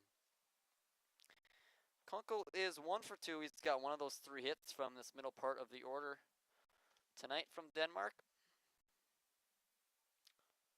Emery looking to strike him out. And he will call strike 3 right down the middle, and Kunkel knew it. And that's strikeout number 8 on the day for Noah Emery, and he's been all over the zone tonight. Reese Johnson now up. Don't see many catchers hit cleanup, but he's done a nice job so far. He's 2 for 2 with 2 singles. He does a nice job behind the plate as well, as that pitch is inside on him.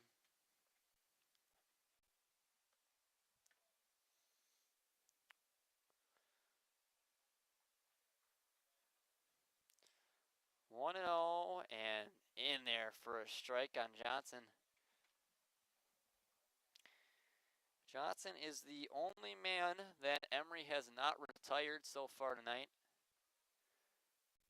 Gonna change that here. A ground ball right at Emery, and he'll throw it over to first in plenty of time for the 2nd out. And the first 2 are down in the 6th inning. Great job by Noah Emery. I'll bring up Bryce Urbanik. He's one of those 8 strikeouts, but he's also one of the 3 walks. So he's yet to hit the ball in play. But the command for Emery has really improved ever since that first inning. Just 1 walk since the first. And that came in the 2nd, so you could say no walks since the 3rd. Since the 2nd inning. As it's 1-0 on Urbanik. He is one of the extra hitters. As he lines that one foul and just over the fence of the Denmark bullpen onto New Jersey Avenue. This count goes even at 1-1. The first 2 were quickly retired by Emery. He's looking to make it his first 3 up, 3 down inning, but the 2nd time he's faced the minimum, as he was able to get Kleeman on that rundown to end the 5th. 1-2, the pitch is high.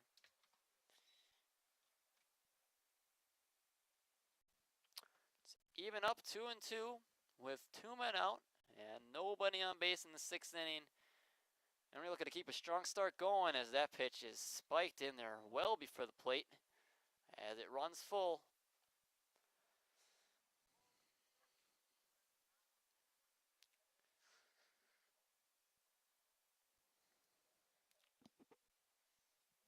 3-2, 2 outs to Urbanik. As that pitch is outside, and Urbanik draws his second walk of the day. Been a very patient hitter so far. And the fourth walk of the day for Noah Emery. 8 strikeouts to 4 walks. Osak has struck out in 2 very big situations. He's left 5 runners on base. Left the bases loaded in the first, and then runners on third and second in the third as he lines that one up the middle for a base hit. And staying at second, now on his way to third after it's bobbled is Urbanik, and the runners will be on the corners with 2 outs. It'll be an error on Alex Ames, I should say, to allow the advance to third, but a base hit for Ethan Ozak. That'll be the 7th hit of the night for the Denmark Devil Bears, as Luke Miller is now the batter. He has struck out both times he's been up, just like Ozak had before he ripped that base hit in the center field. As Miller takes a strike on the outside corner. It's 0-1. 2 errors now on the A's. The first one, an E4 on Jacob Neese, did not come back to haunt the A's. Hopefully this one doesn't either, as Miller quickly in a hole, 0-2. Looking to leave more runners on so far today for the Devil Bears. 0-2, 2 outs, and again Emery caught napping. And an easy swipe of second base for Ozak. It's the second time, and Kleeman almost had him as well before he was caught in that rundown. Still 0-2 with 2 outs. Emery more focused on the hitter anyway, as Miller barely fouls that one off. Miller came in the game to pitch in the 5th inning, giving up the 2-run home run to Brad Reinflesch. Other than that, it was a pretty solid inning for him. He's looking to get those 2 runs back with a base hit in the outfield right here. 7-run lead currently for the A's, as Emery's asking for a new baseball.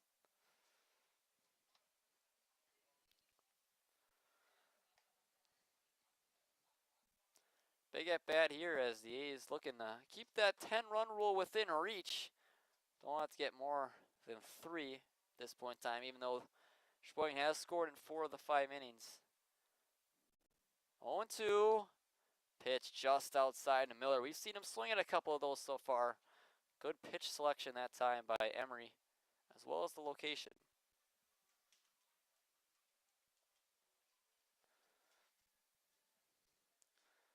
Pitch hit on the ground softly to Neese. Makes the play, and the throw over to first just in time. Miller almost beat that one out, but he was a half a step short, and it's still 9-2 A's as we go to the bottom half of the 6th inning.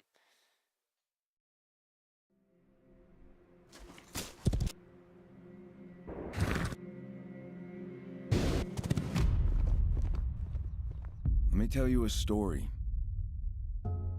about a beer rooted in the heart of America, found in a community where a handshake is a sure contract, brewed for those who found opportunity in challenge and hope in tomorrow, raised by generations willing to sip, share, risk, remember. This is a story bigger than beer. This is the story of the American spirit.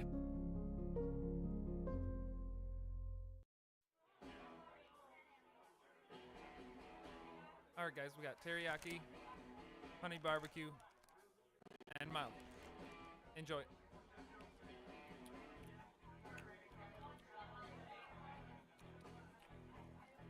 All right, DOA wings, hottest on the menu. You got a problem?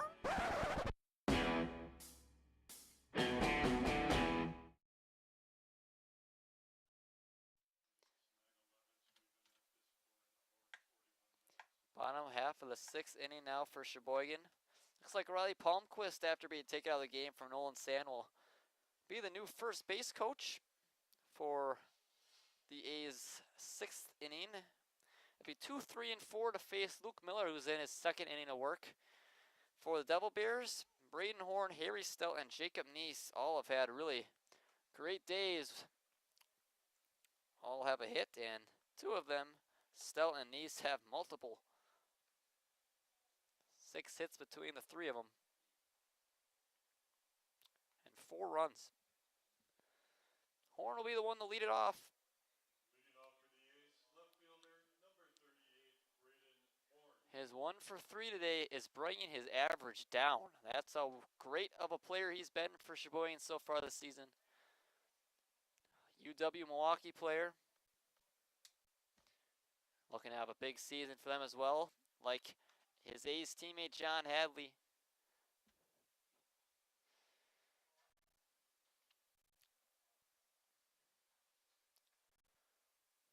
1-0 to Horn, takes that one outside. The A's have scored 9 runs, but it's also been a part they've gotten that leadoff runner on 4 of the 5 innings. Obviously 12 hits helps, but putting the pressure on early in an inning without letting the Denmark pitcher settle in makes it a lot easier to score runs, as it's 2-1 to Horn now. Horn pops up foul, and he's fouled off a lot of pitches so far. Remember, he fouled off those 4 pitches in a row in his first at-bat, and fouled off a couple in a row as well in his second at-bat. See what he does here with 2 strikes.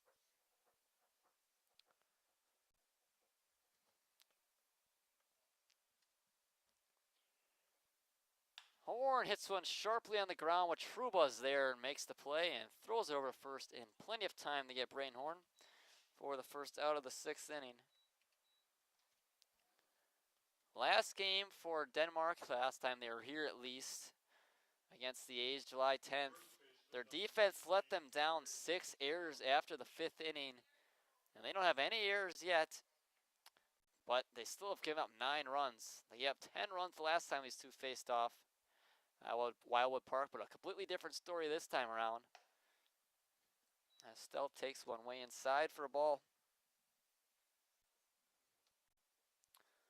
Harry is 3 for 3 with 3 singles, all very sharply hit. As he hits that one foul off the netting.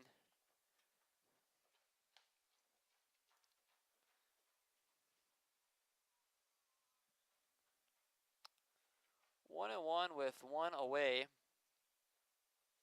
in the 6th inning for Harry Stout. Pitch just inside on Harry.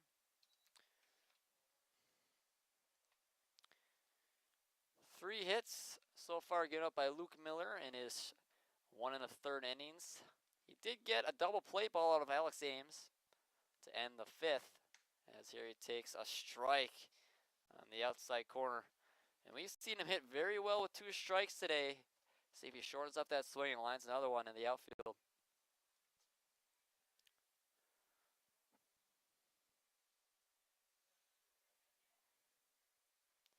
Harry waves and misses at that one this time, and he strikes out.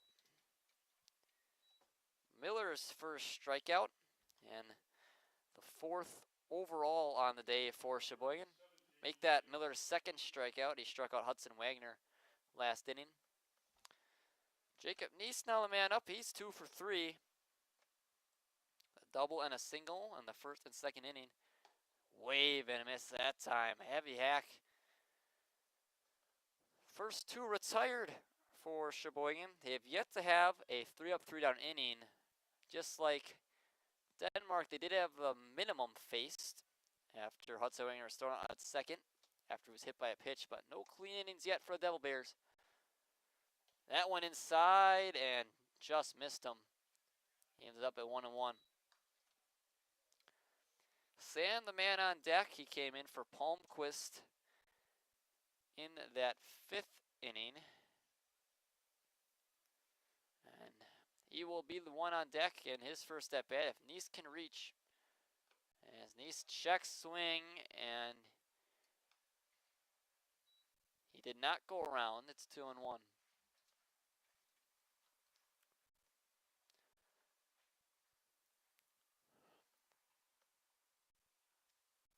2-1, 2 outs as Nice fouls that one off the backstop. Even up at 2-2. He's making sand work out there.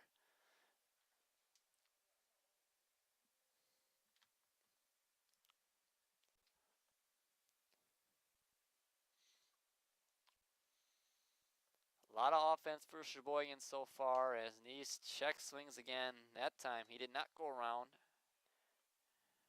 It's a full count on Jacob Nice. 12 hits for the A's, 9 runs. And they've scored in all but 1 inning. As Nice draws a walk or not. Looks like he's still in there. So it was not a full count. I would assume now it is. But he'll draw a walk anyway, so I wasn't ever wrong. First batter to reach the 6th inning, and that clean inning still evading the Denmark Devil Bears pitching staff. As Nolan Sand will get his first at bat of the night.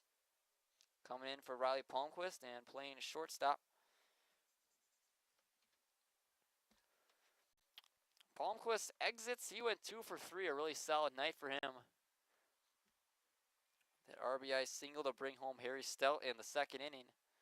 He's been a really hot hitter. Sand hits one sharply on the ground, but right at Reese Piontek, and he steps on the bag to end the 6th inning. Sheboygan still, though, remains in the lead 9-2 as we go to the 7th.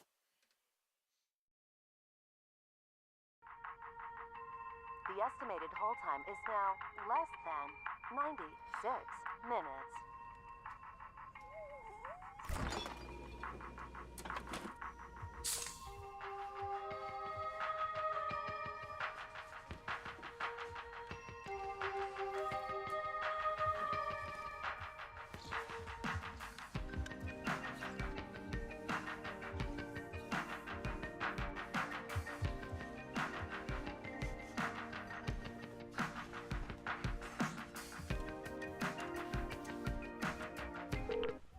Thank you for your patience.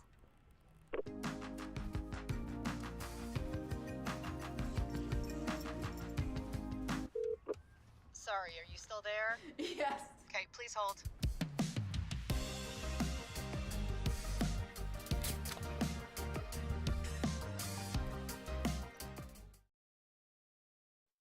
New man on the mound for the Sheboygan A's. It's Bryce Lavisa. You can close the book on Noah Emery. He went 6 strong innings, 2 earned runs on 7 hits, and 8 strikeouts to 4 walks.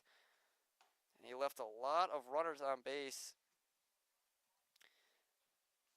especially in that first inning. Got that momentum back on the A's side, and they answered with 5 runs of their own in the bottom half of the first inning. He was just hurt by the Abe Caponis single in the 3rd inning that brought home 2 runs. That's how Denmark has their 2. But Lavisa comes into this game. We've seen him start a few games so far this year. He started 3 games. His 6th appearance, 18 and a 3rd innings. He's got an ERA of 6.38 with 20 strikeouts to 11 walks. But he's been really solid for the A's. It's just been later in his outings where his control has kind of let him down, walks a few, and then gives up a big base hit. But early on in his outings, he's been really solid. Olin DeGrand is the man up. He's 0 for 2, but did reach on an error. One of the 2 Sheboygan errors. The only one allowed a runner to reach base. The other one was an error on Ames in center that allowed the runner to advance to 3rd. That's 1-0. And that one lined the center field, coming in on it and won't have a play. DeGrand will have a base hit. That's Sims out there and right.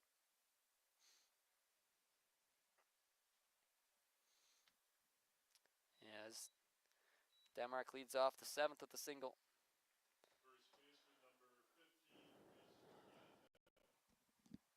Sims is in right. Piontek now, he's 0 for 1 with a walk and a strikeout. Lisa looking to get a ground ball, get it back on track in the 7th inning. Sims is the replacement for Chase Hanselman in right. It's 1-0 to Piontek.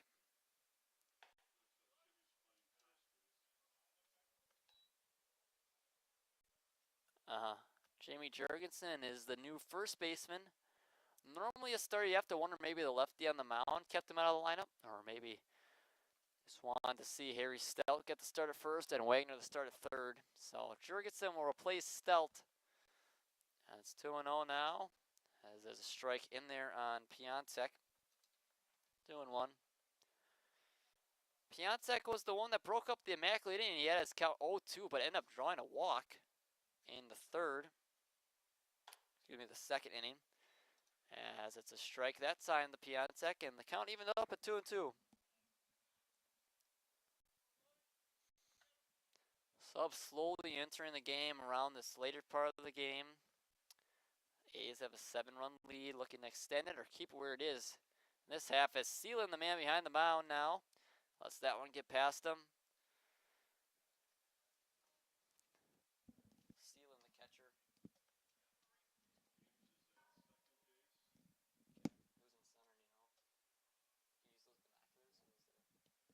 Can you use those binoculars? Seelan's behind the plate. Okay, I don't know. Could be. 3-2 to Piontek. Pitch from Lavisa, nearly hit him. But it's a walk either way, as the first two reach on a single and a walk on Bryce Lavisa.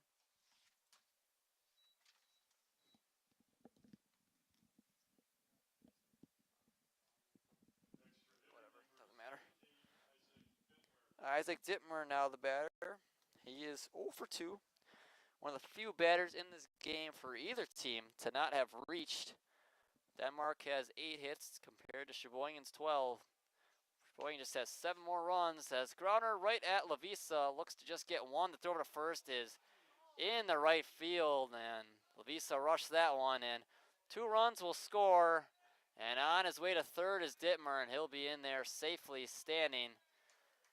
And E1 allows 2 runners to score. Bryce Lavisa never really looked comfortable on that play, and it showed on the throw to first.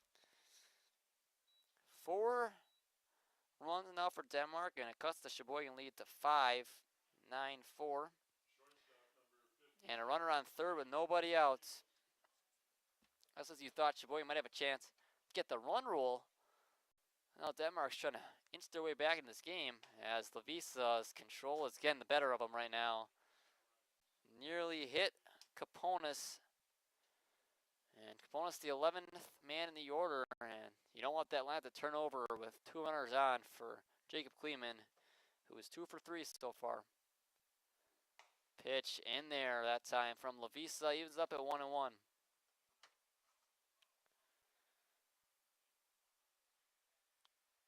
Hasn't been too many consecutive batters reaching. 3 has been the most in the game. We've seen a couple of back-to-back batters reaching, but oh boy, that one way inside, and third and first with nobody out, and the first 4 have reached against Bryce Lavisa. And you wonder how long of a leash he's got. Even though it's a non-league game, you don't want to drop any game.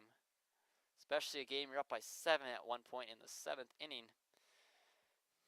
Third and first for the most dangerous man in the order, Jacob Kleeman. And a mound visit by Jurgensen and Seelan just to kind of get the pitcher, Bryce Lavisa, right. Calm him down a little bit.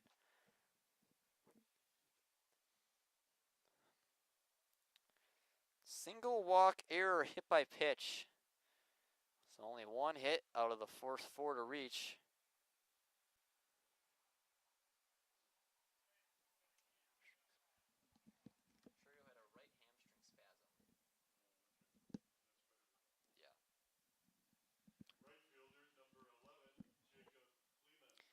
Back to the top of the order in the Denmark lineup.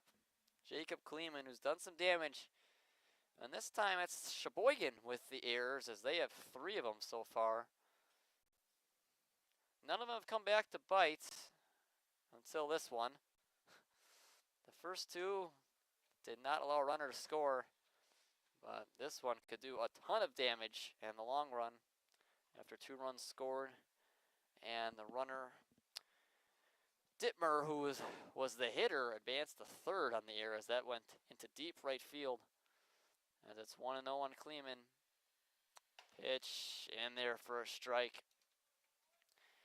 Good thing about it, though, the A's still have a 5-run cushion, but you don't want to use that too much, especially 2 runners on, no one out.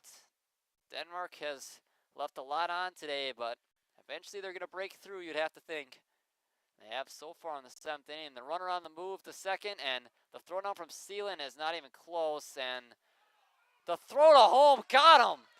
What a throw down by Sand at short to get an out. It looked like a disaster brewing for Sheboygan. It looked like the same thing they got on that rundown with Hanselman, but Sheboygan gets an out of it, and a huge first out for Lavisa.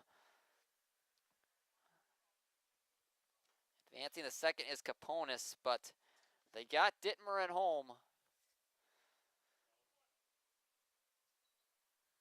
2-1 on the leadoff hitter Kleeman. Feel a lot safer with that 1 out than 0. But you definitely want to get the leadoff man here. He's got the 2 hits like we mentioned before, 2 for 3. Both singles, as it takes that one high. Moves the count to 3-1 on him.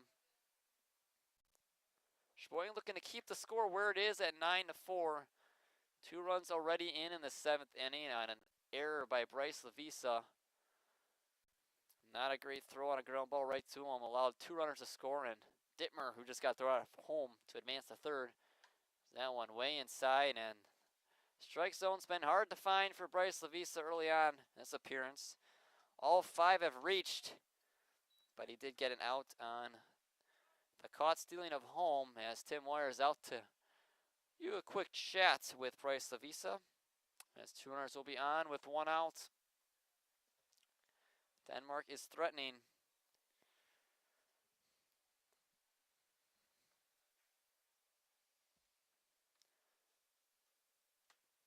It'll be Brendan Miller. Miller came into this game hitting .358 with 12 RBIs. He's also the team manager.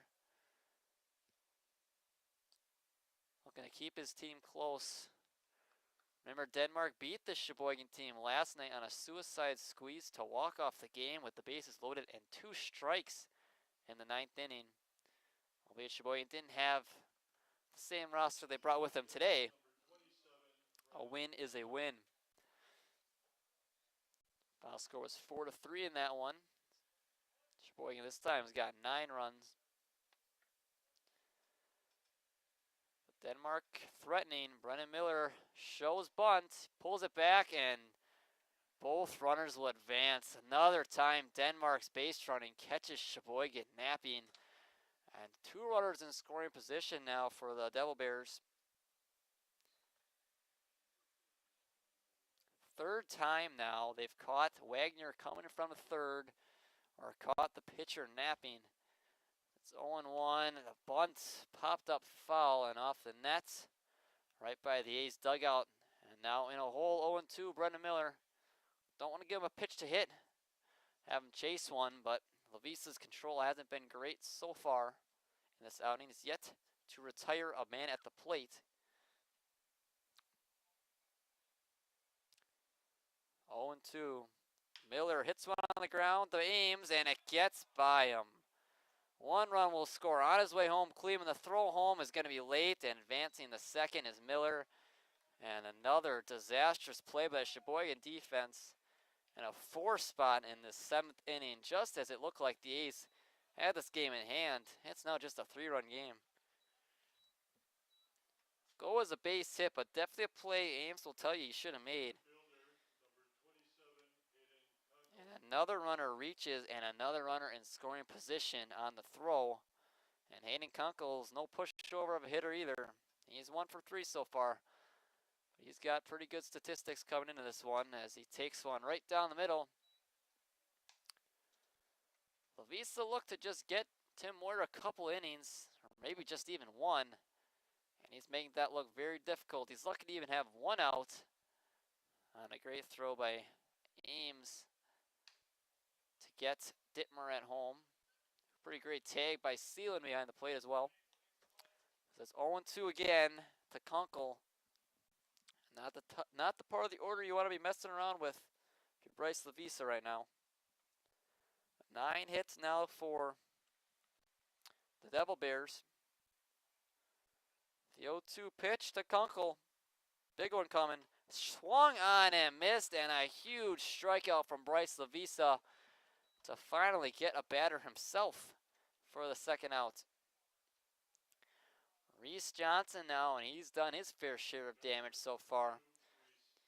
He's 2 for 3, and if it weren't from a great play from Noah Emery, he'd be 3 for 3.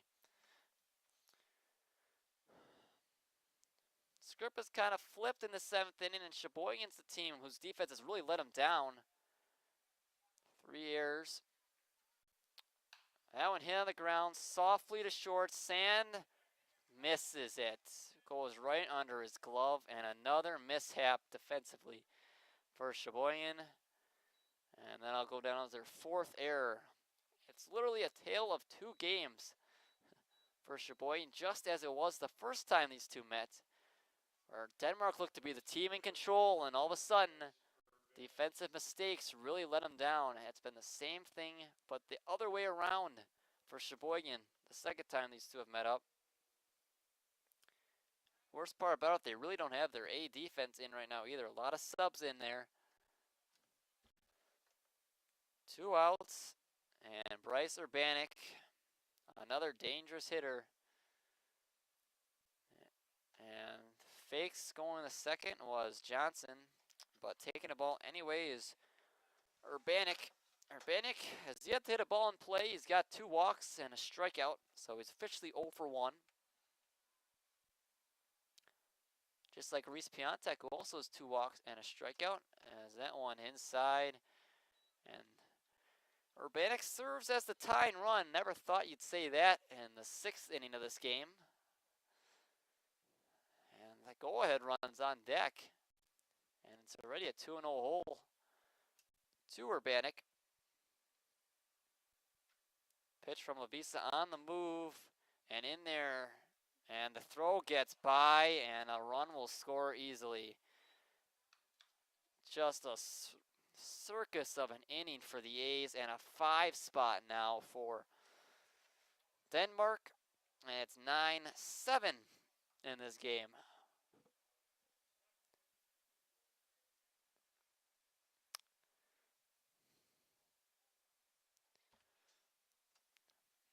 Urbanek is the 9th man hit of the inning, but since they're batting 11, they have not batted around.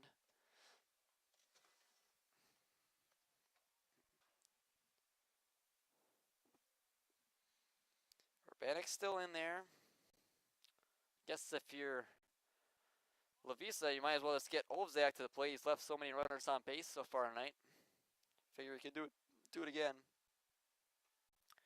2-0. That one missed. And it's ball 4. And the go-ahead run is at the plate in the 7th inning. And what do you do if you're Tim Moyer if Ovzak finds a way on base?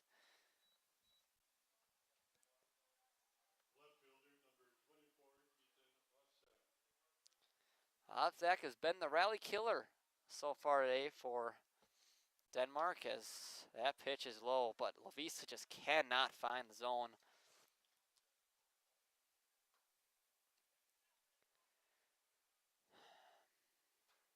Eight of the 9 hitters have reached. There are 2 down because of the caught stealing of home, as that one hit on the ground to Ames. Flips to second in time, and Ovzak does it a 3rd time. Leaves 2 more runners on base. He's left 7 himself, as we are now 9-7 as we head to the bottom half of the 7th inning.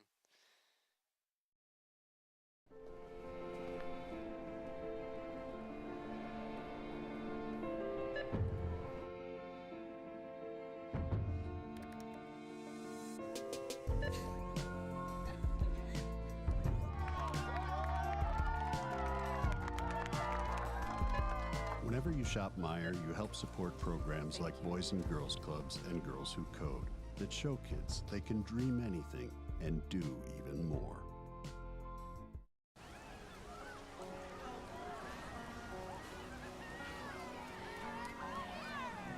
Well, I'ma take you home. Cold beer on a Friday night, a pair of jeans that fit just right, and the radio.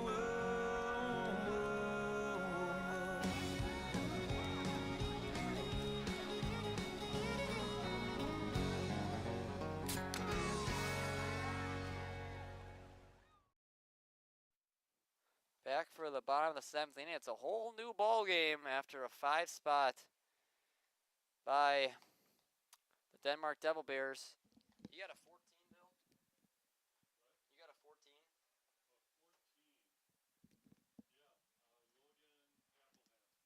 Logan Papelham is the new pitcher on the mound for the Devil Bears.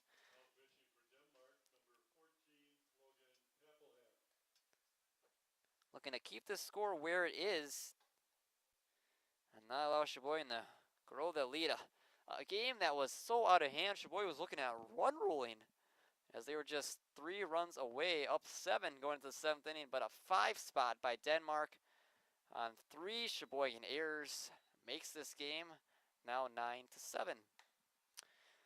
But it will be a different looking lineup as a lot of subs have entered this game. Jason Sims will lead off instead of Chase Hanselman.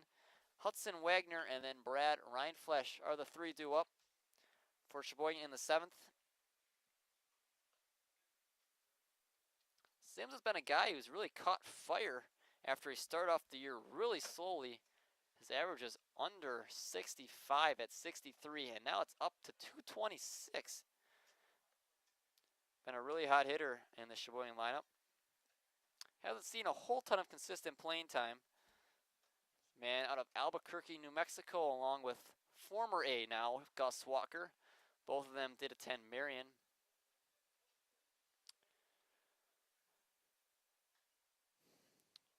He's looking to make his impact right now.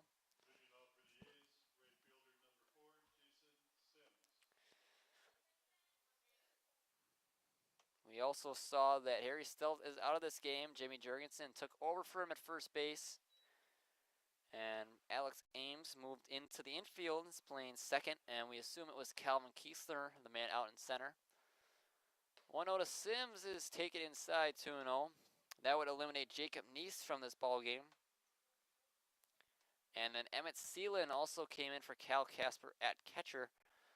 So almost a whole new looking lineup for the A's. As that one taken high, and the first 3 pitches taken for balls for Jason Sims. You have to assume he's taken all the way here. He does, and he takes a strike right down the middle. And it's 3-1 now. Still a hitter's count for Sims.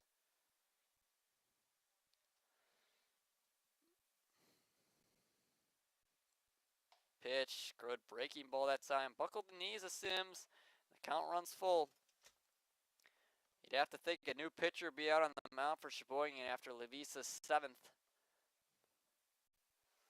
3-2. Sims lines to on the left, but it's gonna hook foul and into over the Sheboygan bullpen and out of Wildwood Park. The count remains full at 3-2. Sims the leadoff batter and also his first at bat of the game coming here in the 7th. He's looking to respond to the 5 spot that Denmark just put on the board. Grounder hit softly to short. Capona scoops, throws, and in time to get Sims for the first out. Hudson Wagner, one of the few guys to remain in this ball game defensively for Sheboygan, is up now. Third baseman number 27, Hudson Wagner. He comes in 1 for 3.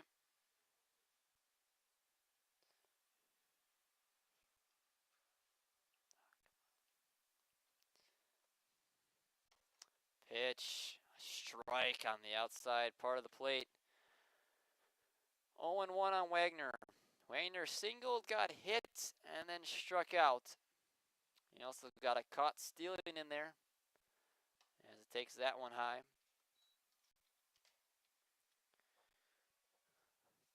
1-1 to him. A's sitting on 12 hits. You'd think 9 runs and 12 hits would be more than enough to win you a baseball game, but it might not be tonight.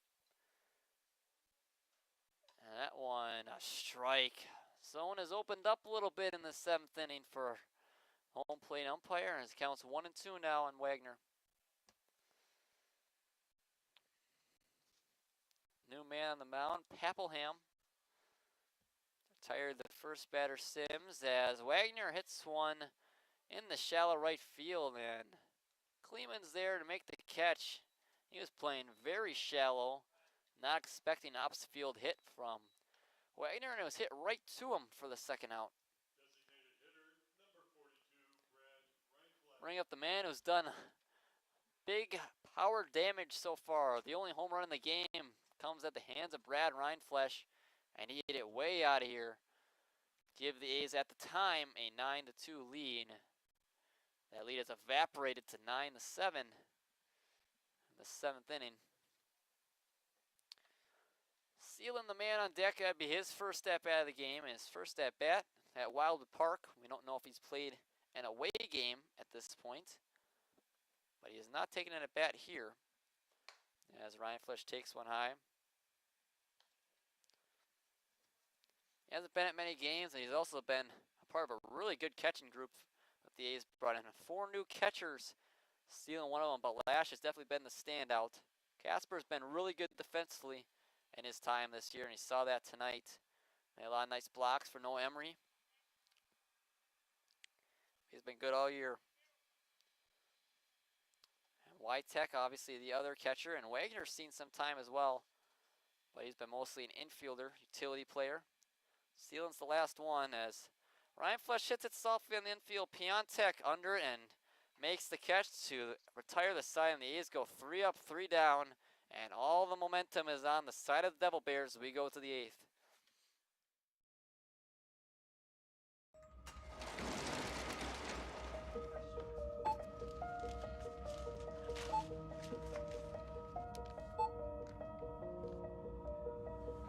Whenever you shop Meijer, you don't just feed yourself or your family. You help support programs like Simply Give that feed our neighbors in need. Thank you.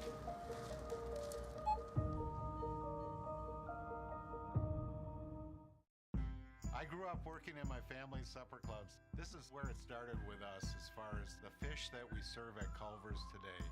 We source the finest cod and batter each fillet by hand and always cook it to order.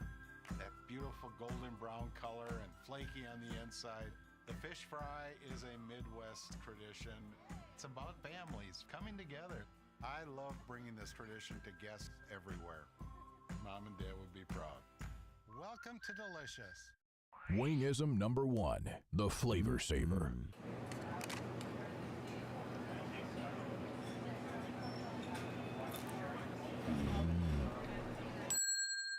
Legend Larry's, the definition of flavor. Wingism number 2, the Joker. Then her dad walked in. Dude, we're done eating. Use a napkin. Serious? Yeah. Are you serious? Yeah, I'm serious. Why so serious? Legend Larry's, the definition of flavor.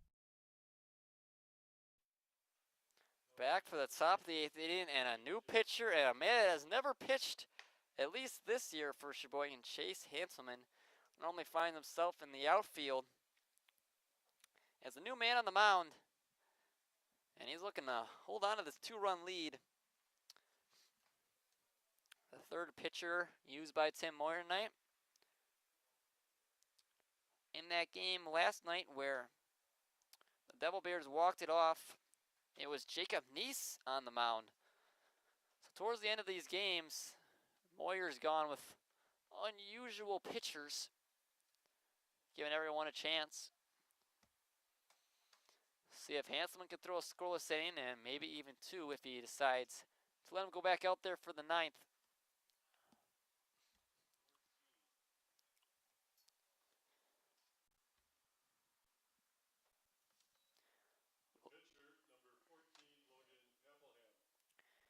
Papelham replaces Luke Miller at second base. Replaced Luke Miller as pitcher and is now replacing him as a hitter. He's the first substitute in the lineup, at least, for the Devil Bears. He fouls that pitch off. All you're asking if you're Tim Moyer is for Hanselman just to throw strikes.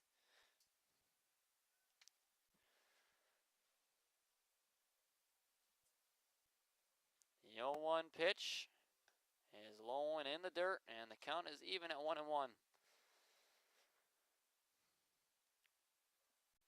really cost Sheboygan so far is the 4 errors. It hadn't really hurt them up until that 7th inning where they had 2 big errors that allowed runs to score.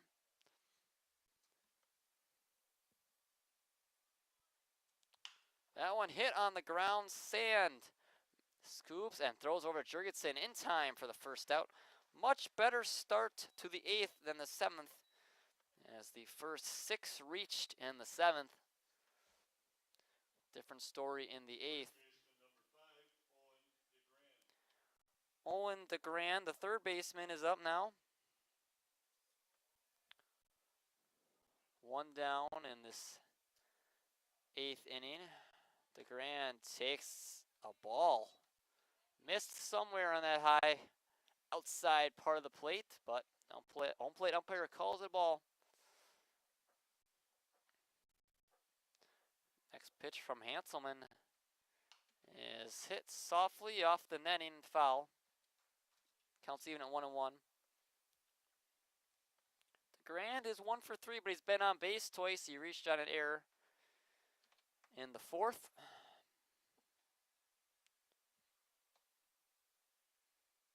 He's got a 1-1 count to him now. Takes that one outside, 2-1. Emery struck out 8.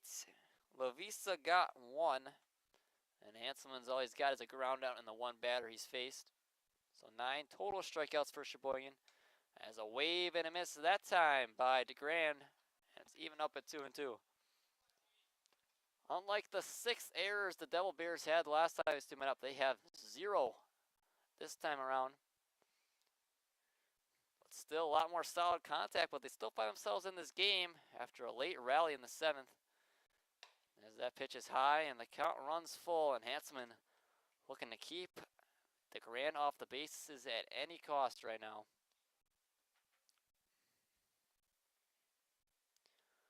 Three and two, 1 out. Hanselman looking to retire DeGrand.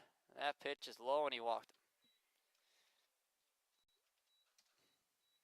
Another man reaches for Denmark, and the tying run is at the plate. And it's Reese Piontek. Piontek's did a really nice job at first base today. Made that running pop-up catch in foul territory, and then had a couple unassisted ground outs at him. At the plate, he's 0 for 1 with 2 walks. Does have a strikeout, and as that pitch is right down the middle for a strike. Hanselman will love a ground ball right at Sand. 6-4-3 would be a really nice way to end this inning. Face the minimum. 0-1 from Hanselman is low. It's even up now at 1-1. Dittmer, the man on deck. He was the one that got all the way to third on the E1 by Bryce Lavisa that brought home 2 runs that started off the scoring party in that 7th inning for Denmark. So that one's outside. It's 2-1, and Hanselman's been fighting his command a little bit ever since he saw Pepleham.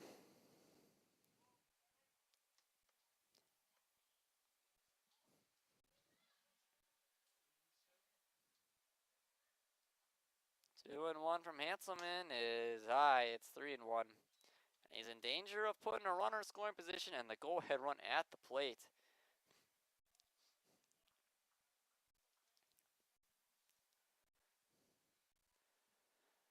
Three and one from Hanselman.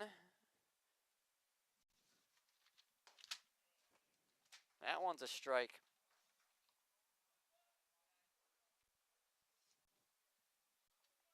To Piontek. Count is full to him now. Big out to get here for Chase Hanselman. The pitch is swung on and missed, and he got another. first strikeout of the day for Hanselman, and there are 2 men down with 1 out, and he came back from a 3-1 count to strike out Piontek for the second time. Isaac Dittmer, the man at the plate now. Hanselman looking to put up a 0 in this 8th inning and keep the score where it is. On the move, the throw down from Seelan will not be in time, and a stolen base for DeGrand. And a runner in scoring position as Denmark looks to get 1 run closer. Denver did not come into this game with the very pretty average. It was under 180 at 179. It's got to be lower now as he's 0 for 3. 0-1 to him, swung on and missed it. It's 0-2. Hanselman's a strike away from getting out of this.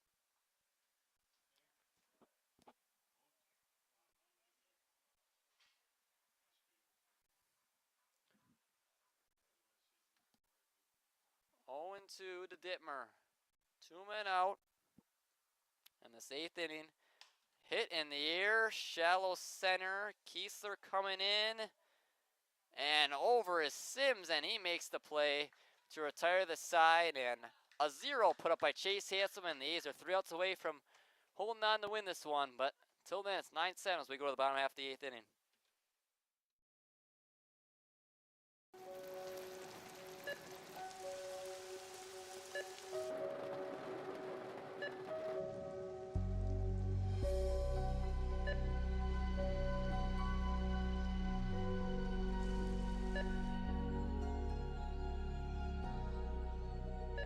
Whenever you shop Meijer, you help support organizations like Hope House Mission and New Hope Shelter that give people around here warmth, shelter, and care. Me smells the great taste of Sheboygan. What does it take to stay in business for 75 years? It's not only featuring USDA choice beef, it's not caring about every single one of our 30 varieties of bratwurst. Nope. After being family owned for 3 generations, we've learned it's about you. At Miesfeld's Market, we give back to the community and our customers always come first. Since 1941, we've been feeding our neighbors, so come by and see what we've got today. Wingism number 3, the Peter Heater. Oh, so hot. Oh, so hot! Legend Larry's, the definition of flavor. Wingism number 4, tea time.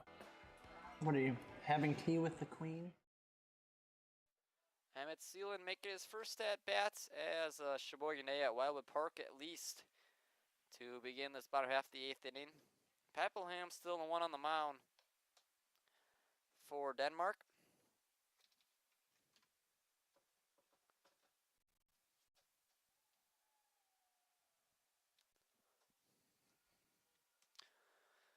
Seelan came in the 7th as that would hit on the ground to Truban and makes the play over to first to retire Seelan for the first out. Flips the lineup over to Alex Ames, still the only starter in this A's lineup that does not have a hit. He has reached twice on 2 walks. He also did ground into that double play to end the 5th inning. Sharply to Piontek, who's done a nice job over there at first base, as we mentioned earlier. Pitch to Ames is high and in tight.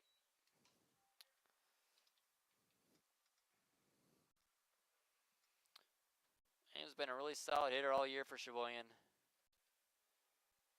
That one's hit on the ground, off around the dugout of Denmark, just short of it. And it's 1-1 on Ames. The concrete there by the end of the netting. 1-1, 1 out. Alex Ames, the hitter, still a 9-7 lead for Sheboygan.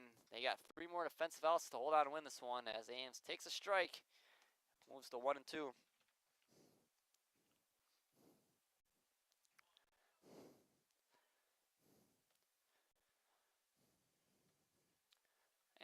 Very little to wind mean non-existent at Wildwood Park. The flag is steady still out there at center.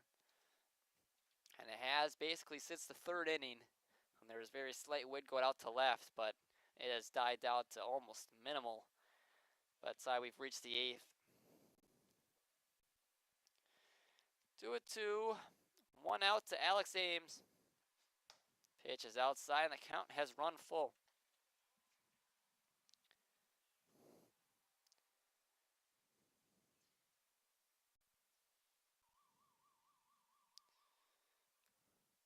Three and two, 1 out.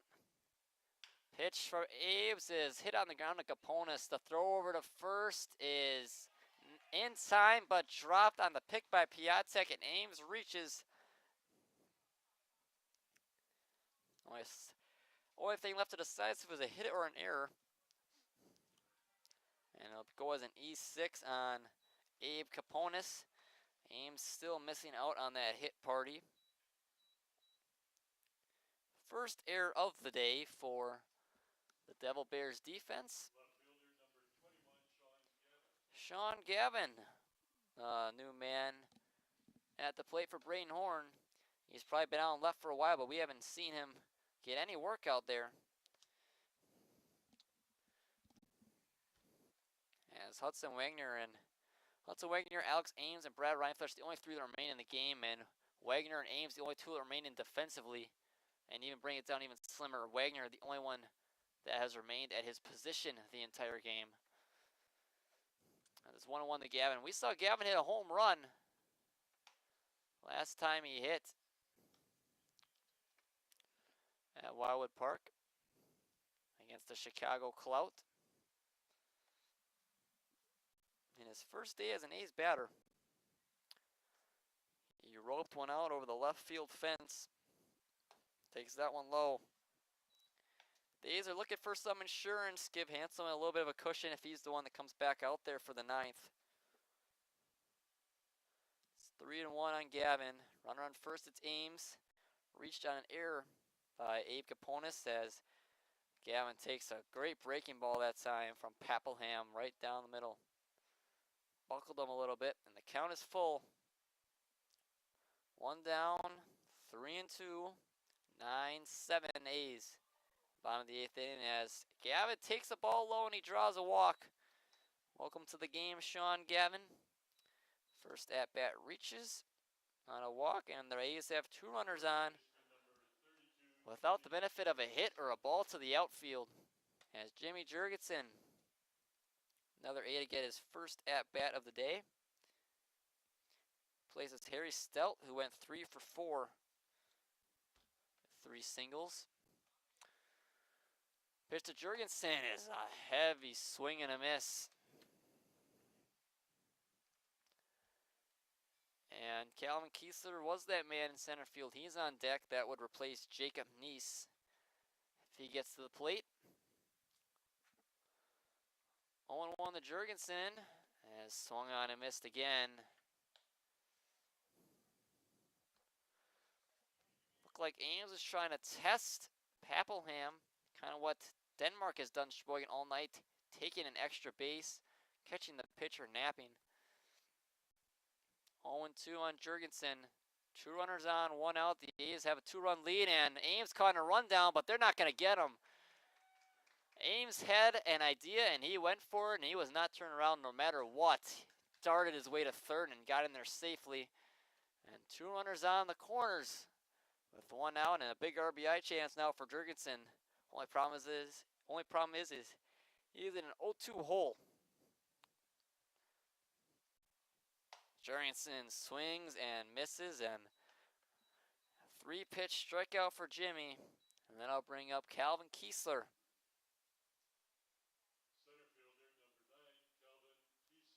Looking to give the A's that 1 extra run of insurance, a little bit more security.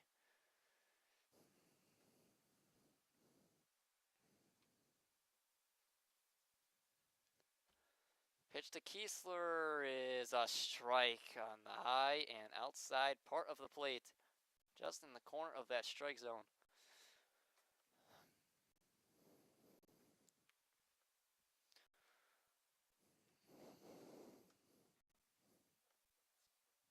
Oh, 0-1 to Kiesler. Check swing, he did not go around. Counts even up at 1-1. Ames, the runner at third, and the runner at first, Gavin. Ames reached on an error. Gavin reached on a walk. Nothing been hit out of the infield so far in this bottom of the 8th inning for the A's. 1-1, a swing, and a miss by Kiesler. Papelham has gotten stronger as this inning has gone along. 1-2 to Kiesler. One last chance to give the A's assurance before they go into that 9th inning.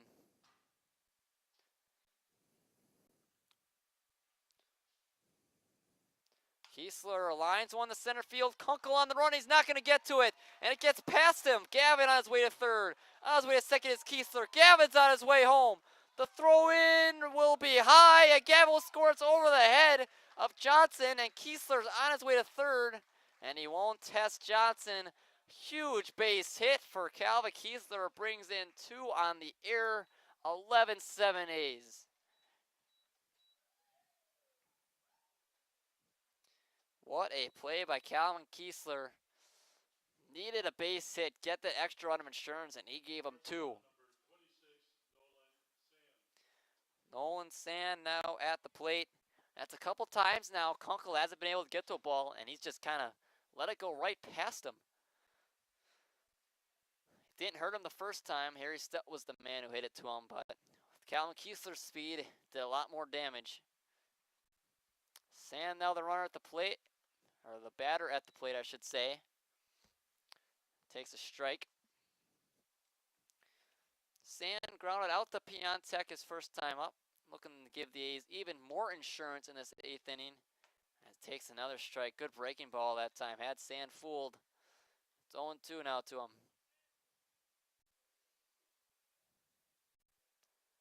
2 outs in the inning. Big 2-out RBI by Calvin Kiesler as that one's inside to Nolan Sand. Jason Sims, the man on deck if it gets to him. Sand can come through here. Sand did have that infield hit with the bases loaded against the Clout last weekend to get the A's an early lead in that one.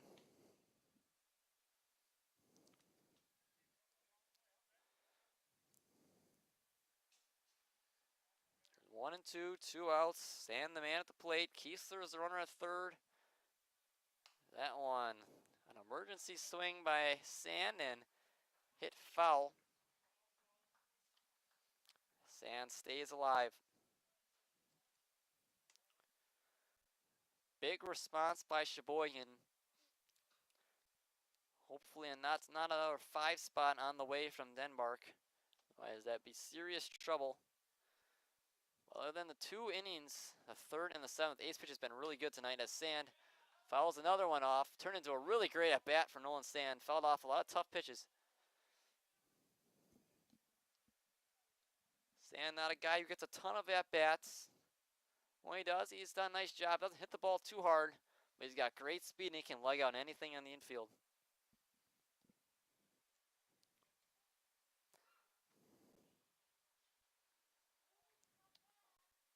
One and two, Sand takes a called strike 3 on the outside part of the plate. And that ends the inning, but not before the A's get 2 on the Calvin Kiesler single. And it's 11-7 Sheboygan as we head to the 9th.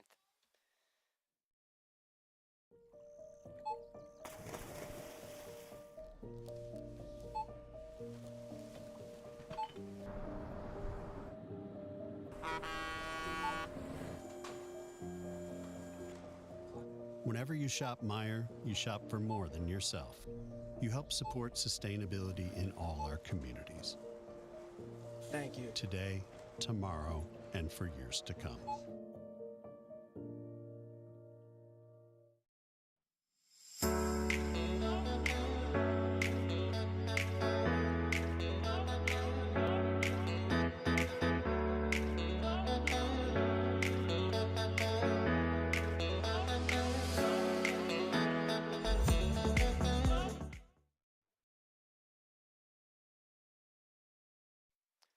Back for the top of the 9th, and Chase Hanselman is back on the mound. Looking to close this one out. He had a great 8th inning. He got down on that count, remember, with the 1 out after he just walked batter 3-1, came back to strike him out. and then was able to get a fly out to Jason Sims in right to end the inning. Looking for another pretty clean inning to give the A's an 11-7 win, or just hope that Denmark doesn't get to 11. It's the main goal for Hanselman.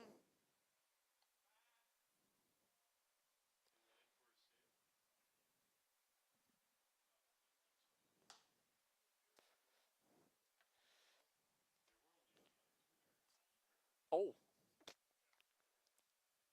If they get a runner on, I think. Runner on. 11, 1, and 2 coming up for Denmark. It'll be Kaponis, Kleeman, and Miller. Part of the order, it's done a lot of damage. Between the three of them, they've been on base 7 times as Kaponis fouls one back. A's got those 2 big insurance runs after Denmark had made this a game again. Still a game, just a 4-run cushion for Sheboygan. Doesn't feel like much the way the offenses have been going so far. That pitch in there to Kaponis. It's quickly 0-2 on him. Sheboygan's got 11 runs on 13 hits, but the real bugaboo has been the 4 errors. 7 runs, 9 hits, 2 errors for Denmark as the line scores for both teams. 0-2 pitch in there, called strike 3 for Hanselman. His second strikeout. He's into his second inning of work now. Strikeout per inning right now for Hanselman, and he'll face the top of the order in Jacob Kleeman. Kleeman's 2 for 3 with a walk and 2 singles.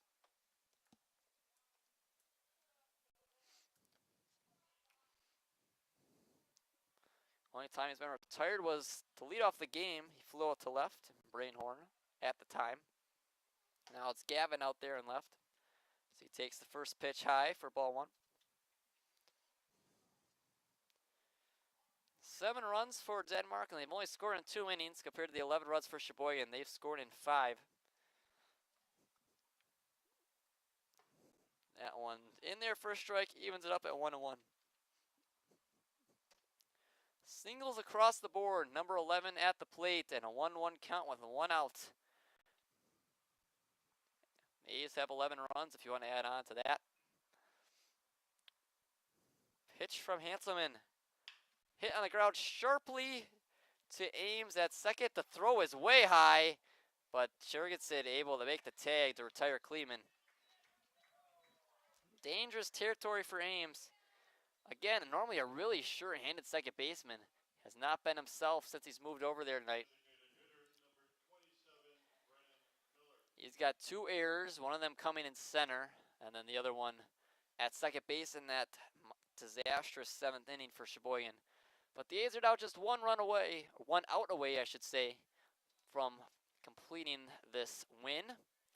Miller is the one standing in the way, also the manager of the team.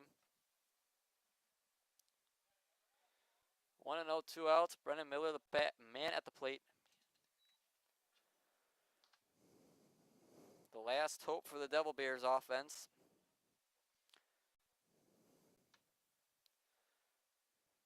Pitch from Hanselman's in there for a strike. It's 2-1 now on Miller.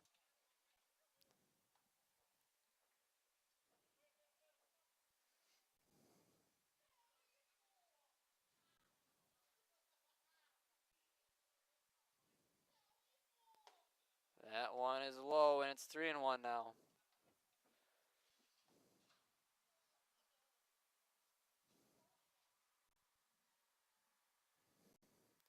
Three and 1, 2 outs. Brennan Miller, the man at the plate, has to win on the mound as he fouls that one back. And out of their last strike, full count for Chase Hanselman. A's find themselves up by 4 in this 9th inning.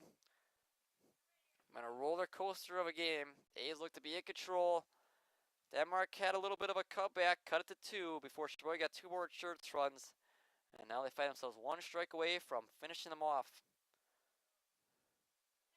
Pitch is low, and he walked.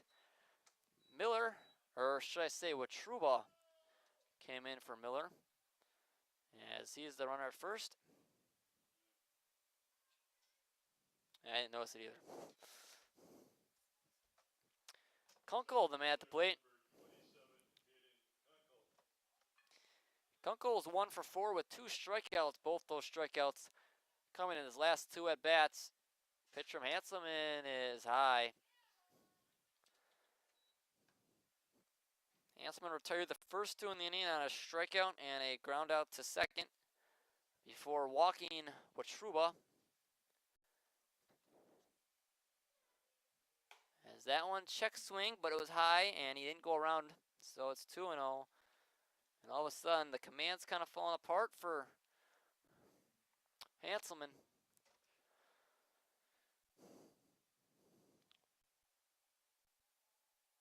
Pitch is low, and he's in danger of putting the tying run on deck just by walks. 3-0 now to Kunkel, I should say.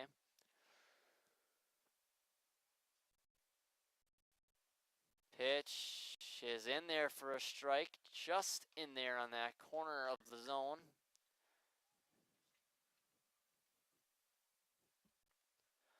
Three and 1 now. Hanselman looking to come back in this at bat after falling behind 3-0. Pitch is low and it's ball 4. And 2 runners now on. Back-to-back walks for Denmark against Hanselman.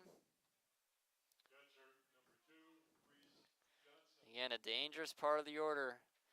Johnson 2 for 4, but he's been on 3 times. Reached on E6 by Sand in that 7th inning. He also has 2 singles coming in the 1st and 3rd. Takes that one high. That last out, escaping Sheboygan right now. Still find themselves up 4, but the tying run is on deck, and Bryce Urbanik, if Johnson were to reach 1-0, that one's a strike on the outside part of the plate, and even up at 1-1.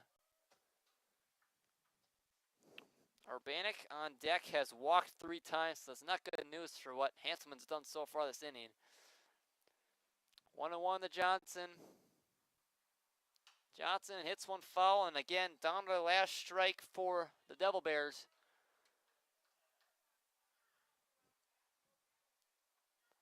1-2. Hanselman looking to close this one out.